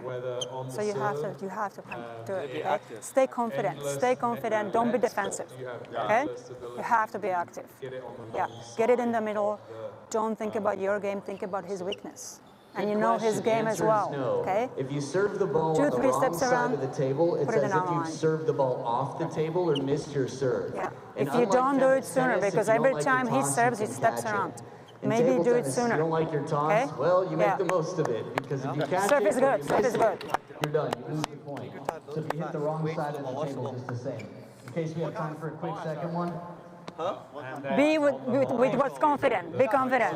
everything has to ball has to be across the complete line, or is it just as if it touches the line? If it touches the line, it'll be good. It'll be tough for the eye, but if it's on the line, it's good. 7-6. Seattle, Everett locals here, getting in behind their player, and there are some moves there from Paul Chi, showing some a little bit more intensity, a little bit more aggression. At least connecting some shots. Yeah. Both forehand and backhands. Lachine says, I could make that in my sleep. He had the ball that he wanted, he just could not make that land. You could see where it was going too, Yeah. right at the elbow. And every one of There it is Lachine's again. opening, Yeah. elbow, elbow, Yep. elbow, because if Paul's not going to move his feet, he's not going to play the ball with any balance. He's going to be falling to the side or backwards as well, backwards. Just mistiming central if you can get it to that transition point. Oh, that what time, a ball. Paul got a hold of that one. There comes the support from the audience. She's just waiting for them to finish. 9-8.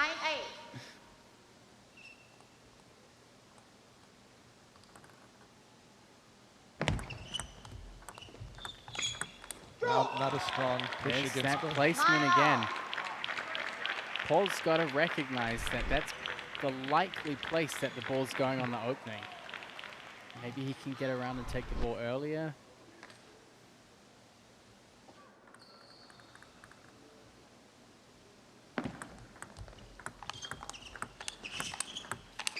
Oh, there it is what a again. nice inside-out forehand. Just a quality shot. And Paul started with the placement to the middle again. You can see in the back corner, those two guys there have driven in from Salt Lake City, 15-hour drive. From the Salt Lake City club. They're here for the whole weekend. I know we've got a number of Portland players that have driven up 4.5 hours, but we've got a golden point right now. Paul Chi, 1 point. Big chance. I mean, if I'm serving and I'm him, I'm going in. Third ball attack if he has the chance.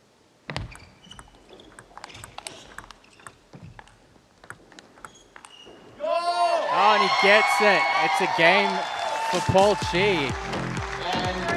He got in after the serve, and it made all the difference. I think we saw a totally different player in the third game than we saw in the first two. Just a little bit more aggressiveness, a little bit more decisiveness, a little bit more intensity. Made all the difference. Third game goes to Paul Chi, keeps Seattle Spinners with a little bit of hope going into the last match. But ultimately, it's Lasheen Al-Sayed who takes 2 points and extends the Bay Area Blasters lead.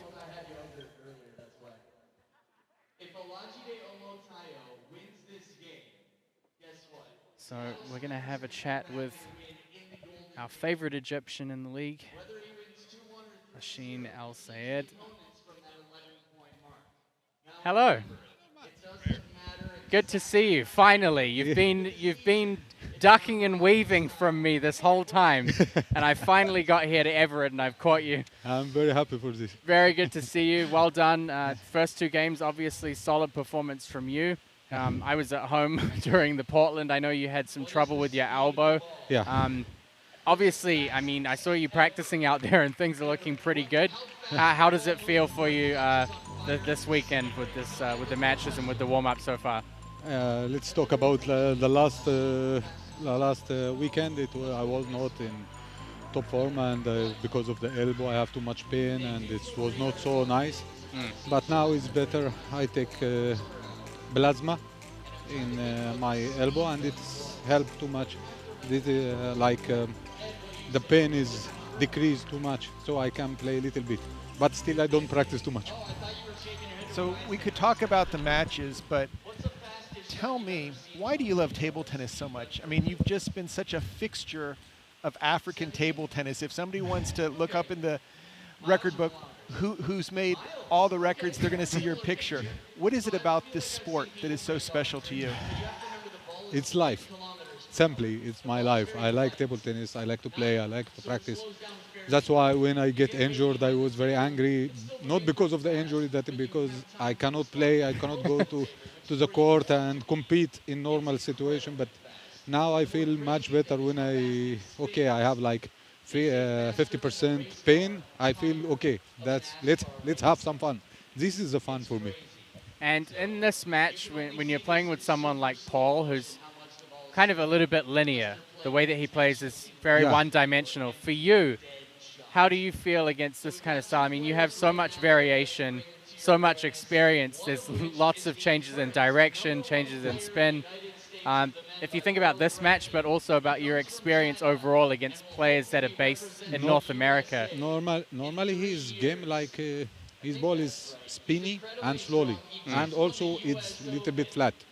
So I don't like to be very close to the table. I need like 1.5 meters or 2 meters to give my power with normal ball. But when it's slowly and like this, it takes for me much power to come enter and try to play normal spin. Well, congratulations. Obviously for me, very good to see you. And thank you. I look forward to catching up more over the weekend. I hope. Thank you. See you.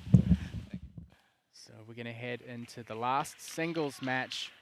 The Bay Area Blasters 9-3 in the lead here.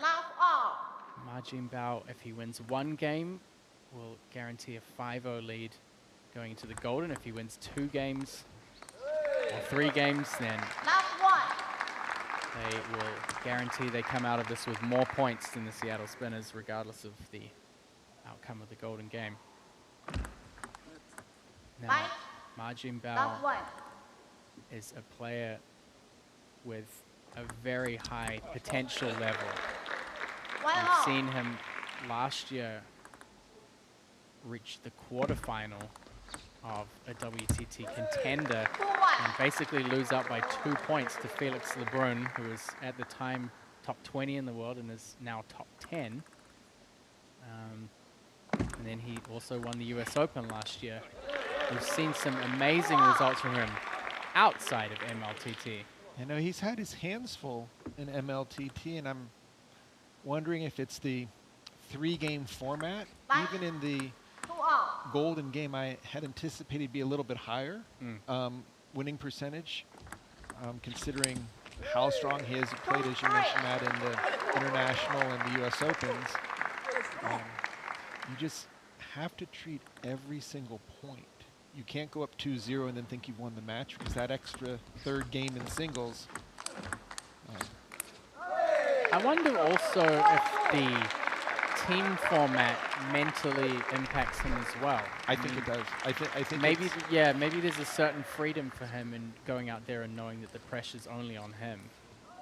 Whereas, you know, in this situation, but you know, again, in China they play in the leagues, they play team format a lot, and he's played a lot, especially through the pandemic. He was back in China playing in the league there as well. And I think the other thing we can't forget is everyone wants to beat him.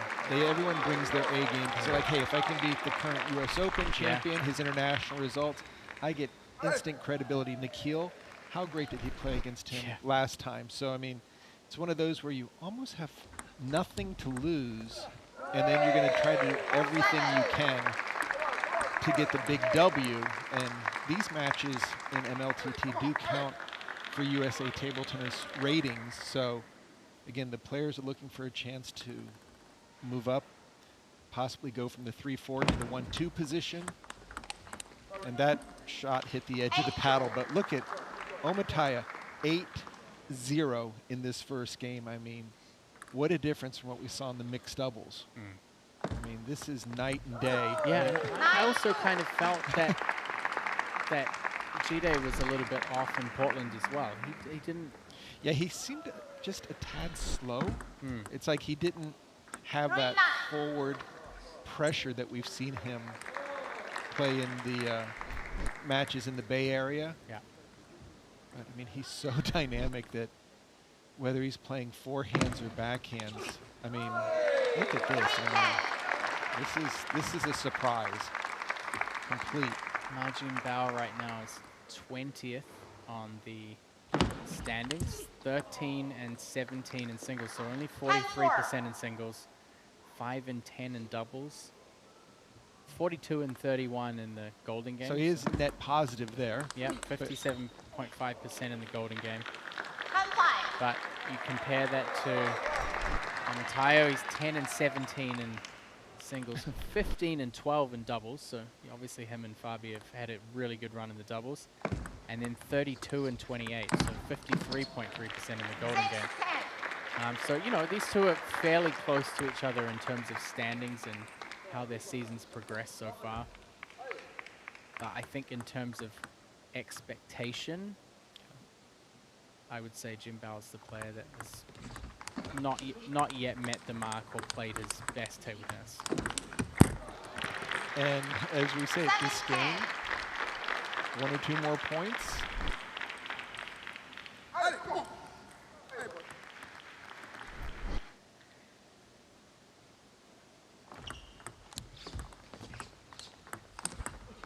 Oh, what a shot from Ma Jinbao.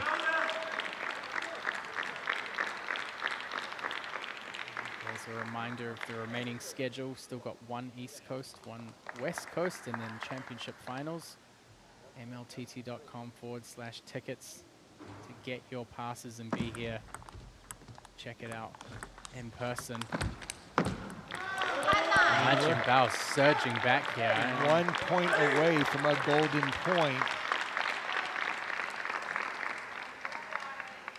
This from a psychological Okay, so standpoint. I'm going to throw another thing out there. I just think also he's a slow starter. Look at it, the U.S. Open beating Eugene Wong. Yeah. 0-3, comes back, and there's not enough games in an MLTT singles match to spot your opponent 3. It's over. Yeah, exactly. Well, so start slow in this one, and now we're at 10-10 with the serve. Can he deliver?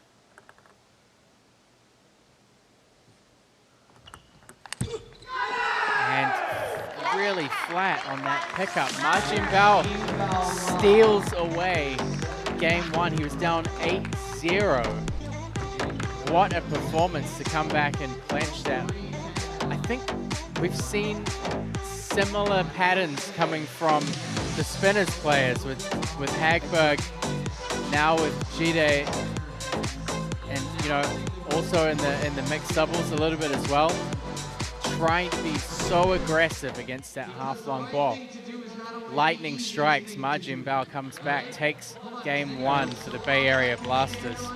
We've seen I'm not going to call it the hometown jinx, but it seems as mentioned the expectations. It's a jinx. And wanting to, I mean, the only team that's had a chance to really do something along those lines was Portland, is where expectations were so low of trying to just get some wins, and then the crowd, Jiwei Shah, Koei, everyone just delivering. Yeah. So. Yeah, I mean, you can go back through all of them. I mean, Texas didn't happen. Chicago didn't happen. Florida's had 3 opportunities to lift their game on home ground. Didn't really happen. Well, next session in Princeton, pressure's going to be on the Revolution.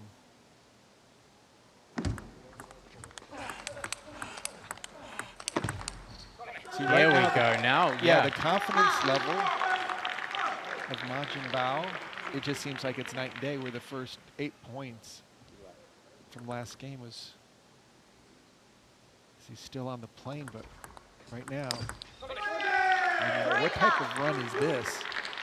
I feel like the 2 players that kind of stand out from West and East for me are Majin Bao and Koyo Kanemitsu, as players that you know their peak level is high, their potential level is high, but you just don't know which player is going to show up on the table. 2-3.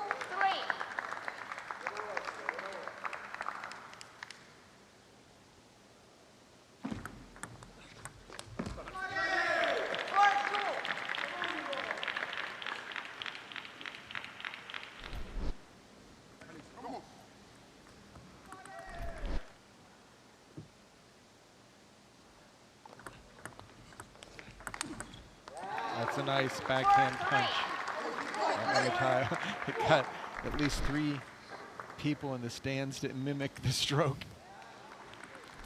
They like that punch.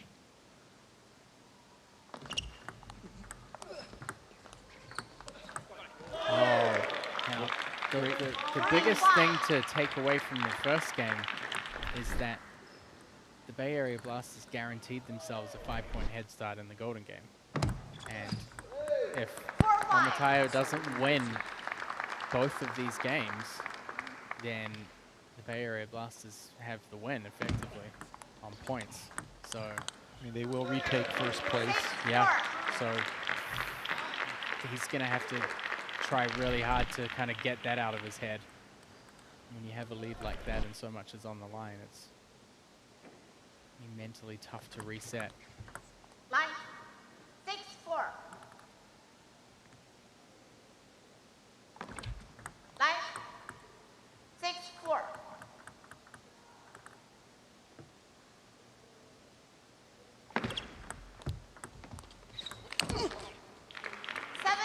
Again, really aggressive from Mateo, just not landing the mark. Taking the right shots, just clipping the top of the net. Or going long.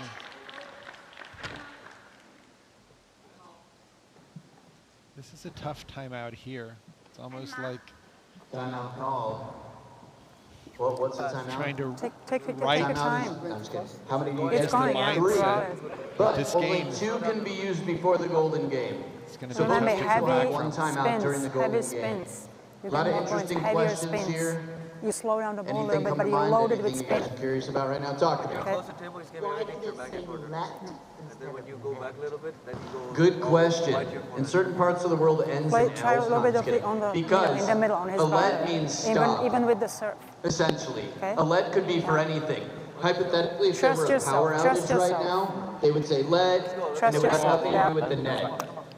But one form of a let is if the ball touches the net on the way over. So we'll see if anything comes off the back of this timeout. Tough position to call a timeout, but I think they know that this game is all or nothing now. Here we go. Probably should have called it a little bit earlier. 4-8.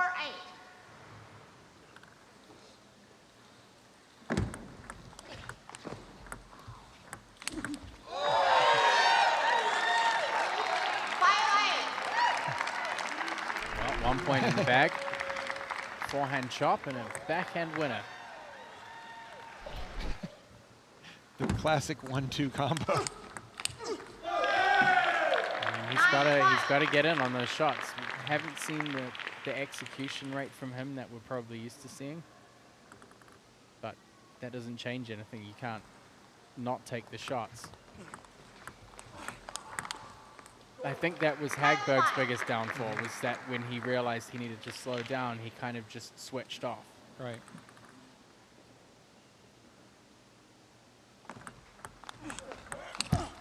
And he goes for them.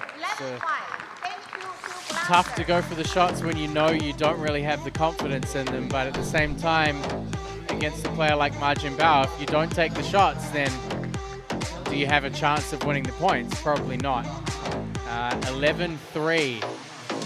Seattle Spinners not going to come away with more points here, and that's going to leave them probably at the bottom of the table at the end of this.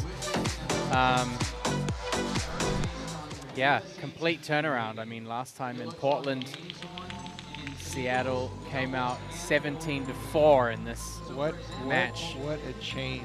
And it just seems the first 2 games with Nikhil against Taowen Zhang, just trying to find his rhythm and never really getting secure footing in any of the matches. The doubles was just a complete shutdown. Yeah.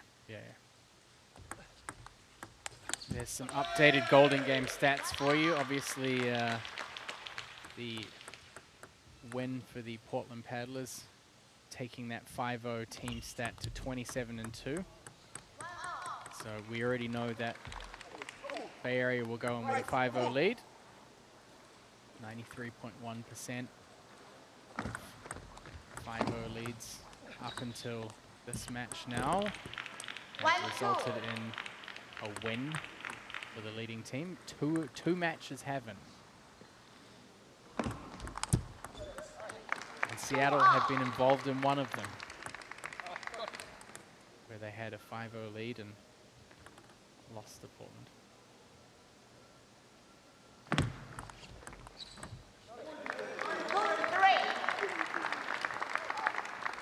So really for Olajide Omatayo now, it's try and get a point. Get a point in, I mean, get a point on the board. And it's not going to be easy with Marjin Bao having the confidence to take bigger shots, since he does have the 2-point lead.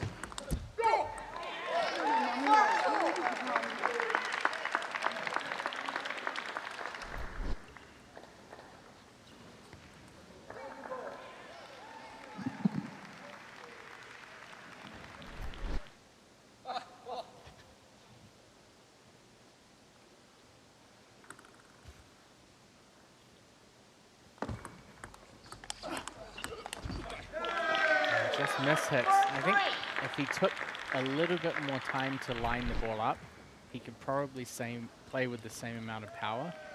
It just seems like he's rushing to the ball. I mean, the difference with Ma Jinbao, he's always looking to play the next shot afterwards. Yeah. As he attacks, he's ready. It's a constant attack.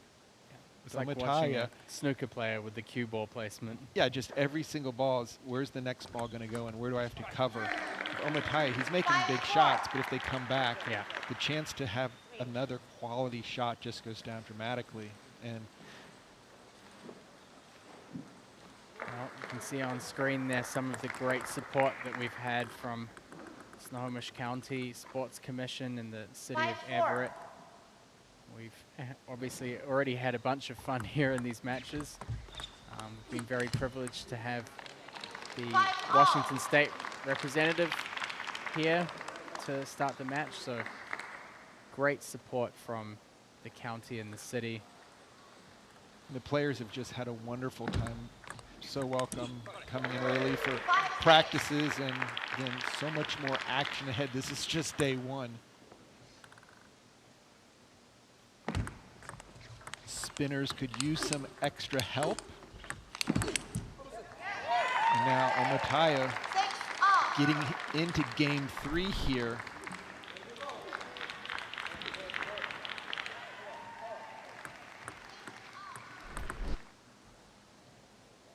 Any momentum that Seattle can get is going to be so appreciated. Nice serve. Ma Jinbao mixing it up. Reverse forehand pendulum. Short to the forehand, out to the backhand. Takes 2 points on his serve.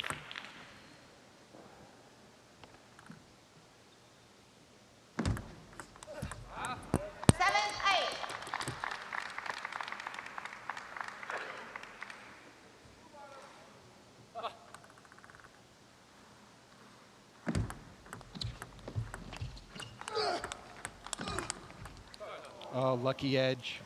9-7.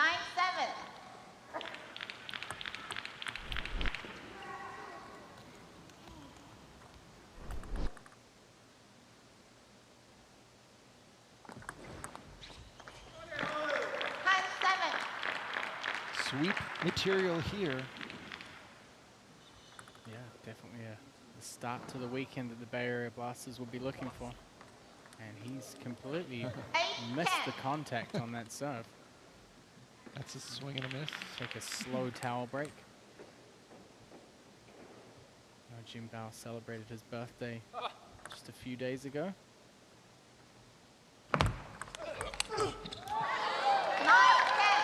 There's a present for him from Jide. Nice big forehand out to the corner.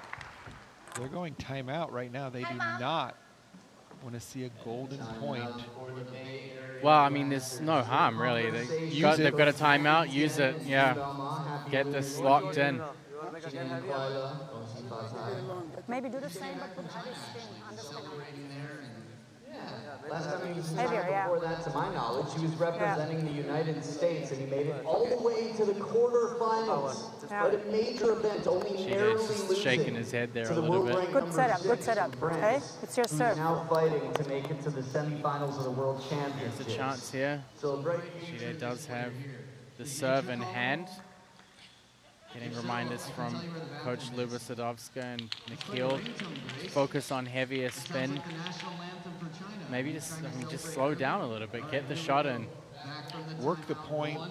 I think the thing that he's kind of forgetting is that his 70% is just as powerful as maybe Jinbao's 100%.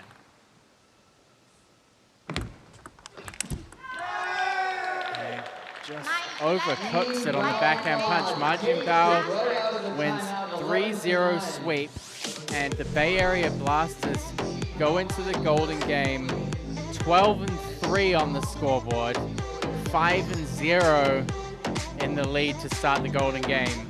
If they can take 6 points here in this Golden Game and win 18-3, that will shake the leaderboard up, not just for tonight, but for the whole weekend.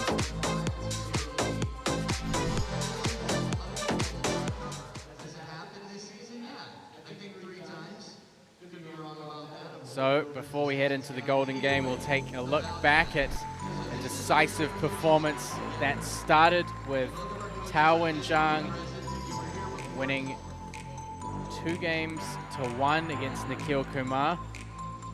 Alexei Duan, such a close match on the scoreline, but just the steadier player overall. Less risk, more stable, gave him the 2-1 win against Hagberg. This was a huge result for the Bay Area Blasters. A 3-0 sweep that just got worse and worse for the spinners. And that really gave a big scoreline upper hand to the Bay Area Blasters. That was capitalized on by a much more in-form looking Lasheen El Sayed. Took the first 2 games pretty comfortably. A great fight back from Paul Chi to take the third. And then we finished with a 3-0 sweep by Ma Jinbao to give a 12-3 lead to the Bay Area Blasters. Bay Area Blasters are leading 12-3. You will start with a 5-point advantage. Since you're behind coach, you'll pick first. Olajide. Olajide Omatayo is your number 1. Jinbao Ma. Jinbao Ma, you're number 1. You're number 2. Wen-Zhang Tao. Wen-Zhang Tao, you're number 2. Nikhil. Nikhil Kumar is your 2. 3. Johan. Johan Hagberg is your 3. Lashi. El Sayed Lasheen is your 3. Your 4. Alexei. Alexei Duan is your 4. Paul Chi. Paul Chi is your 4, making Fabiola Diaz your 5, making Lily Zhang your 5. Good luck, coaches. So one key change up in the order there. We see Lasheen El Sayed will take on Johan Hagberg. Should be a great Alexei Duan against Paul Chi. I mean, there had to be some changes from the Seattle Spinners, but the changes were made by Maggie Tian. Yeah, I'm surprised that the spinners didn't try to move Fabi, because I think Lily does have a fairly strong head-to-head there. I know they have match history where, at least in one tournament that I ended up on the bench for, that Fabiola was winning and was on the brink of winning the match, and Lily came back and won.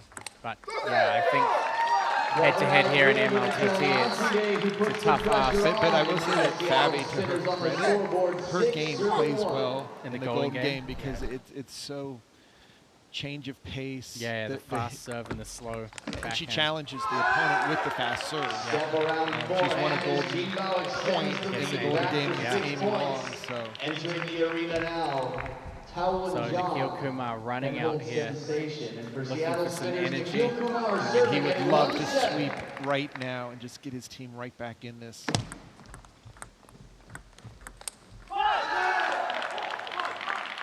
Backhand carries this long. Tao Wen-Zhang takes the points.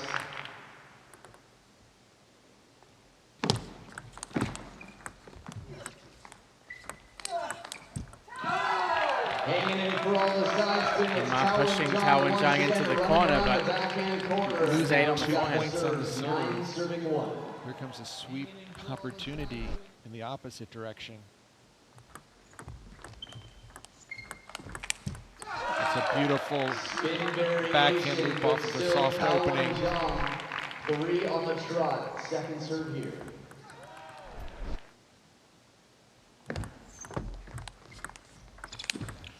And not phased at all by the chop block. She just blows it out of the water. That is some serious power by Tao Wen-Zhang. No backswing. That ball just, this is going to be a fun matchup right here.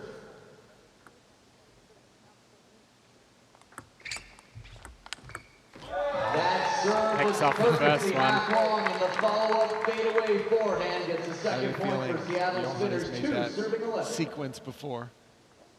Looks like we're going to get another look at it with a slightly deeper serve. Long serve and deception on the contact. So far the serve variations of Hagberg. With an 11-3 serving opportunity. Helping him out a little bit here. Oh, break off the top of the net. 7 to fortune coming back to the home team. 11 serving 4. Seattle support there.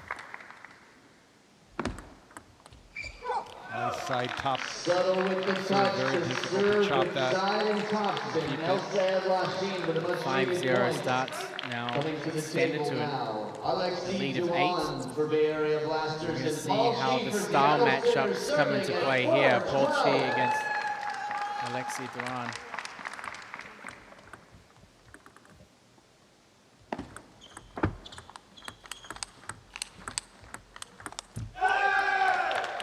I think Alexi just does a much better job of moving the ball around. Paul's got great technique, good shots, but just doesn't seem to be able to set them up against so many different styles. But look at that serve. Serve fast with topspin, and Jumping Paul Chi deep. gets an outright point on serve.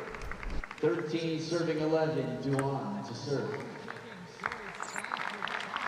Great serve from Paul Chi.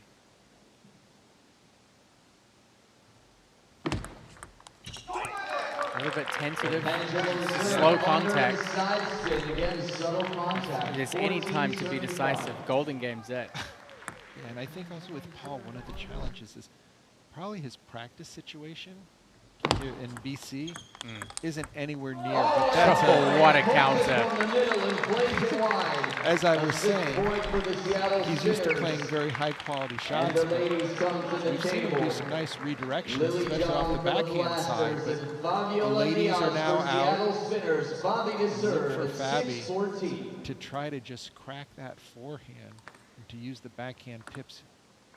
She's been serving long. It's just a change with the pips, a change with the spin. Takes the first point. Changes up to the forehand serve. She knows long and fast is good. Always good to use against a potentially nervous opponent in it. John takes the point. 15 now, serving 7. Fabi's just had a tough night tonight.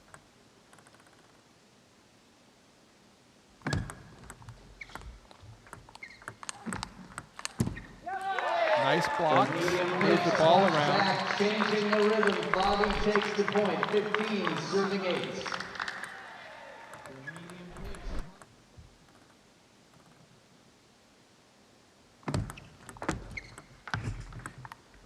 What a fight. Bobby put her hand up to apologize for the net ball, but Lily Zhang hustled and got it back. That ball was no more than an inch or two from the net, and somehow Lily just kept going after it. She's definitely had a couple of moments tonight, Barbie. Margin Bao continuing his dominant form. This is the Margin Bao we've been waiting to see in Major League Table Tennis. A 10-point lead now, Bay Area Blasters, and the serves with Jinbao.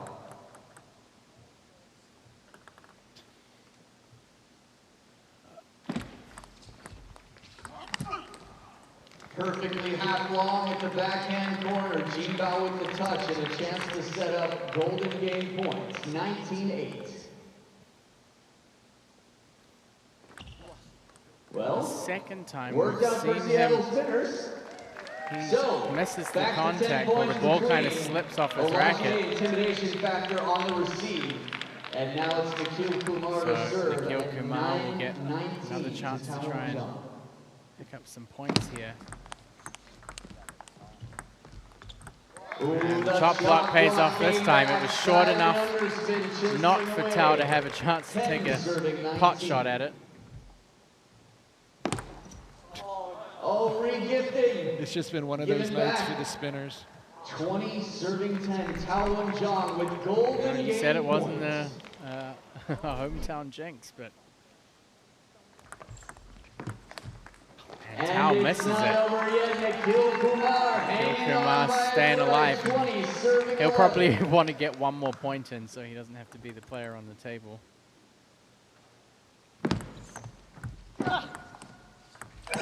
And Tao Wen-Zhang hammers a forehand. Bay Area Blasters 18-3, the end score with a 21-11 win in the Golden Game. That is going to shake up the final standings for the West Division.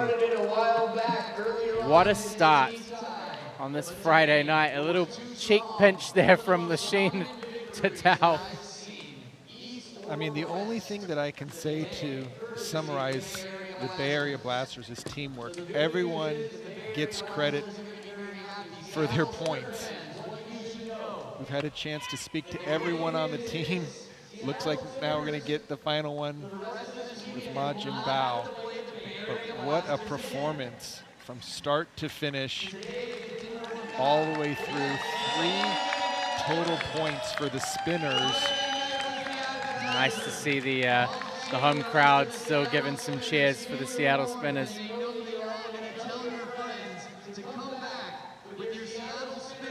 But first, we're going to head down and have a chat with Coach Maggie Tian. Going to wait a little moment for the Seattle crowd to to chill out a little bit. Maggie, I don't know how you thought about how this match might go before you came into it, but you've got to be happy, especially knowing that Seattle won 17-4 against you guys last time in Portland, to come out here and win 18-3 on the first match. How do you feel about the team's overall performance? Well, they did incredible today. And then I think it was this time we prepare like after last month we didn't play well, and then this month we prepared well, and then especially this is our strongest team coming this month. That's our also from Bay Area Blaster first time. That's the fully like the top player show up. You know, it seems in this league that everyone plays their best after a tough loss, that it kind of wakes them up and makes them say, hey guys, let's get serious. We can't afford to do it again. Did you say anything to your players after the Portland matches to say, hey, we've got to do a lot better. The playoffs are right around the corner? Well, I don't think this way. I'm just tell my team and just try our best. Don't care about another team. We just focus on our own team and own match, point by point, game by game, match by match. And the one player that I wanted to ask you about is Ma Jianbao. Obviously, outside of MLTT, he's played amazing. And you've put him in some, obviously he's in the AB position. You've put him in for some tough matches. He's kind of struggled.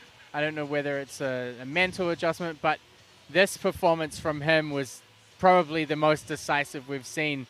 Do you think this is the start of the movement for him to get you guys over the line?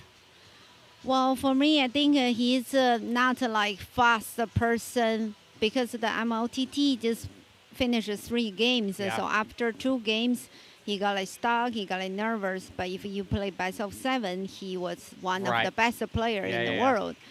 So I think it was then first. I think he also just came back from China, so he had jet lag, and then he said that like first like couple points he feels sleepy, and then also today he's the last one play, so he feels like sleepy and jet lag. So and then after he came back like crazy. I'm like, I don't even believe. So my whole team even not believe. So yeah. Well, congratulations. It's a great start for you guys for this weekend, and we certainly look forward to seeing more good results from you guys. Hopefully. Thank you.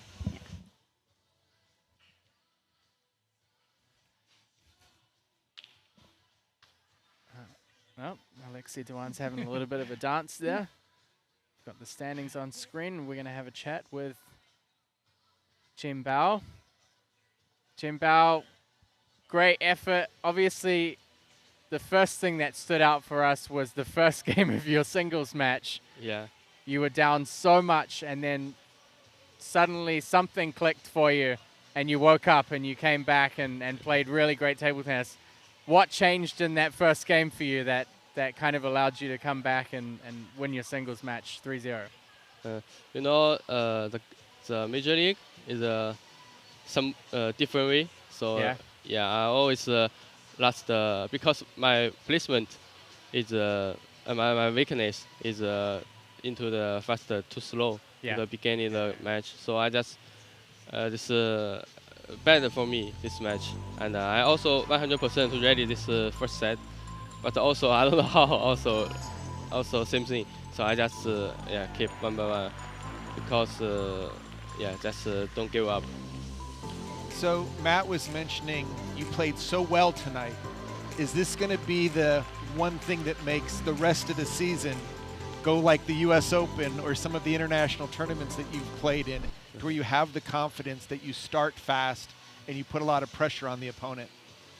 Yeah, yeah. So I think before play some WTT international tournament, so give me some confidence. Yeah, but this MLTT also different for me. For me it's hard because only best of 3. Yeah. Yeah, I think this is very good for me for improve. And the rest of the season I just do my best for my team, for myself.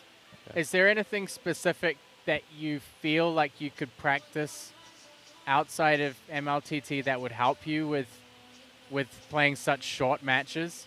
Mm-hmm. Is there, you know, maybe you play short matches in practice, or? Yeah, I do, but real match is different. Yeah, just I need more faster in the beginning. Well, great job winning the singles, great job in the Golden Game, and congratulations to you and the team, and we'll see you again tomorrow. Yeah, thank you. See you tomorrow. Great job. So a super performance from Ma Jinbao, a super performance by the Bay Area Blasters. They take the mantle at the top of the table, 175 points. Their Golden Game wins 9 and 8 now, and that gives them an advantage there. Also a pretty solid singles record. Yeah, things have shaken up. Obviously not the result that the Seattle Spinners wanted here on home ground. They sit now at the bottom of the table on 158. But still within striking range. I mean, we're talking 5 points out, but clearly the Bay Area Blasters got it done with an 18-3 win here on day 1.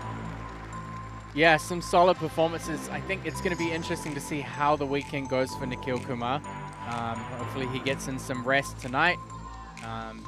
Of course, there's other factors as well with the orders, like who sits out each round. Andrew Sau was on the bench.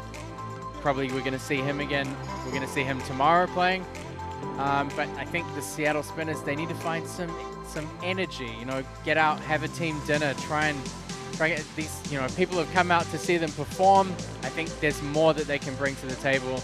We've seen it from them before, and definitely need to see it again. But for tonight, it'll be celebrations for the Bay Area Blasters, who end the first night of this Everett, Washington 11th week of MLTT at the top of the West Division table.